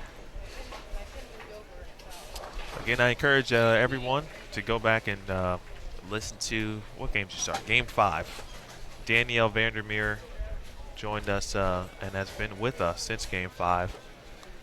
Went Yeah, to this was Nebraska. Yeah, went to Nebraska from the Netherlands. Lives in Washington, Illinois, which is in central Illinois near Peoria.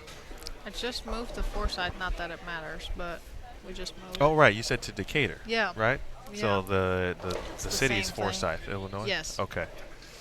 Should we change that in the no? Okay. You can. You tell if us. you want to. You tell us, and we'll make the change. So please go back and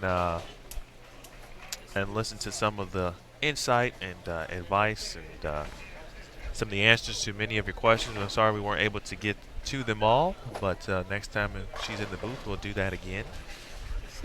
Final shots of the morning for us here Nice on Bowl pickup. TV. Nice It's a fair. tricky pickup on a Such flat an- pattern like this. And there it is, folks. And we are all complete. 8 games in the books. It looks like one pair, maybe 2 finishing up down on the higher end. So we will say goodbye for now. How about that? One thing for Roland. I did meet your wife, Roland. Appreciate you all tuning in. And how about that? We share the same birthday. Boom. All right. That's a good lunch note. Exactly. All right, so for Danielle Vandermeer, I want to thank you. Appreciate you coming in. Awesome job. Thank you. Appreciate it. You are welcome. We'll see you at 5 p.m. Eastern time, folks. Again, 5 p.m. Eastern, round 2, Elite Field qualifying in the Nationwide PWBA Columbus Open. I'd like to thank Travis Goodwin, who also joined us in Nationwide in Game 3, if you would like to hear some of that conversation as well. We're going to lunch and get some work done, so we'll see you at 5. It's been a presentation of the Nationwide PWBA Columbus Open here on Bowl TV.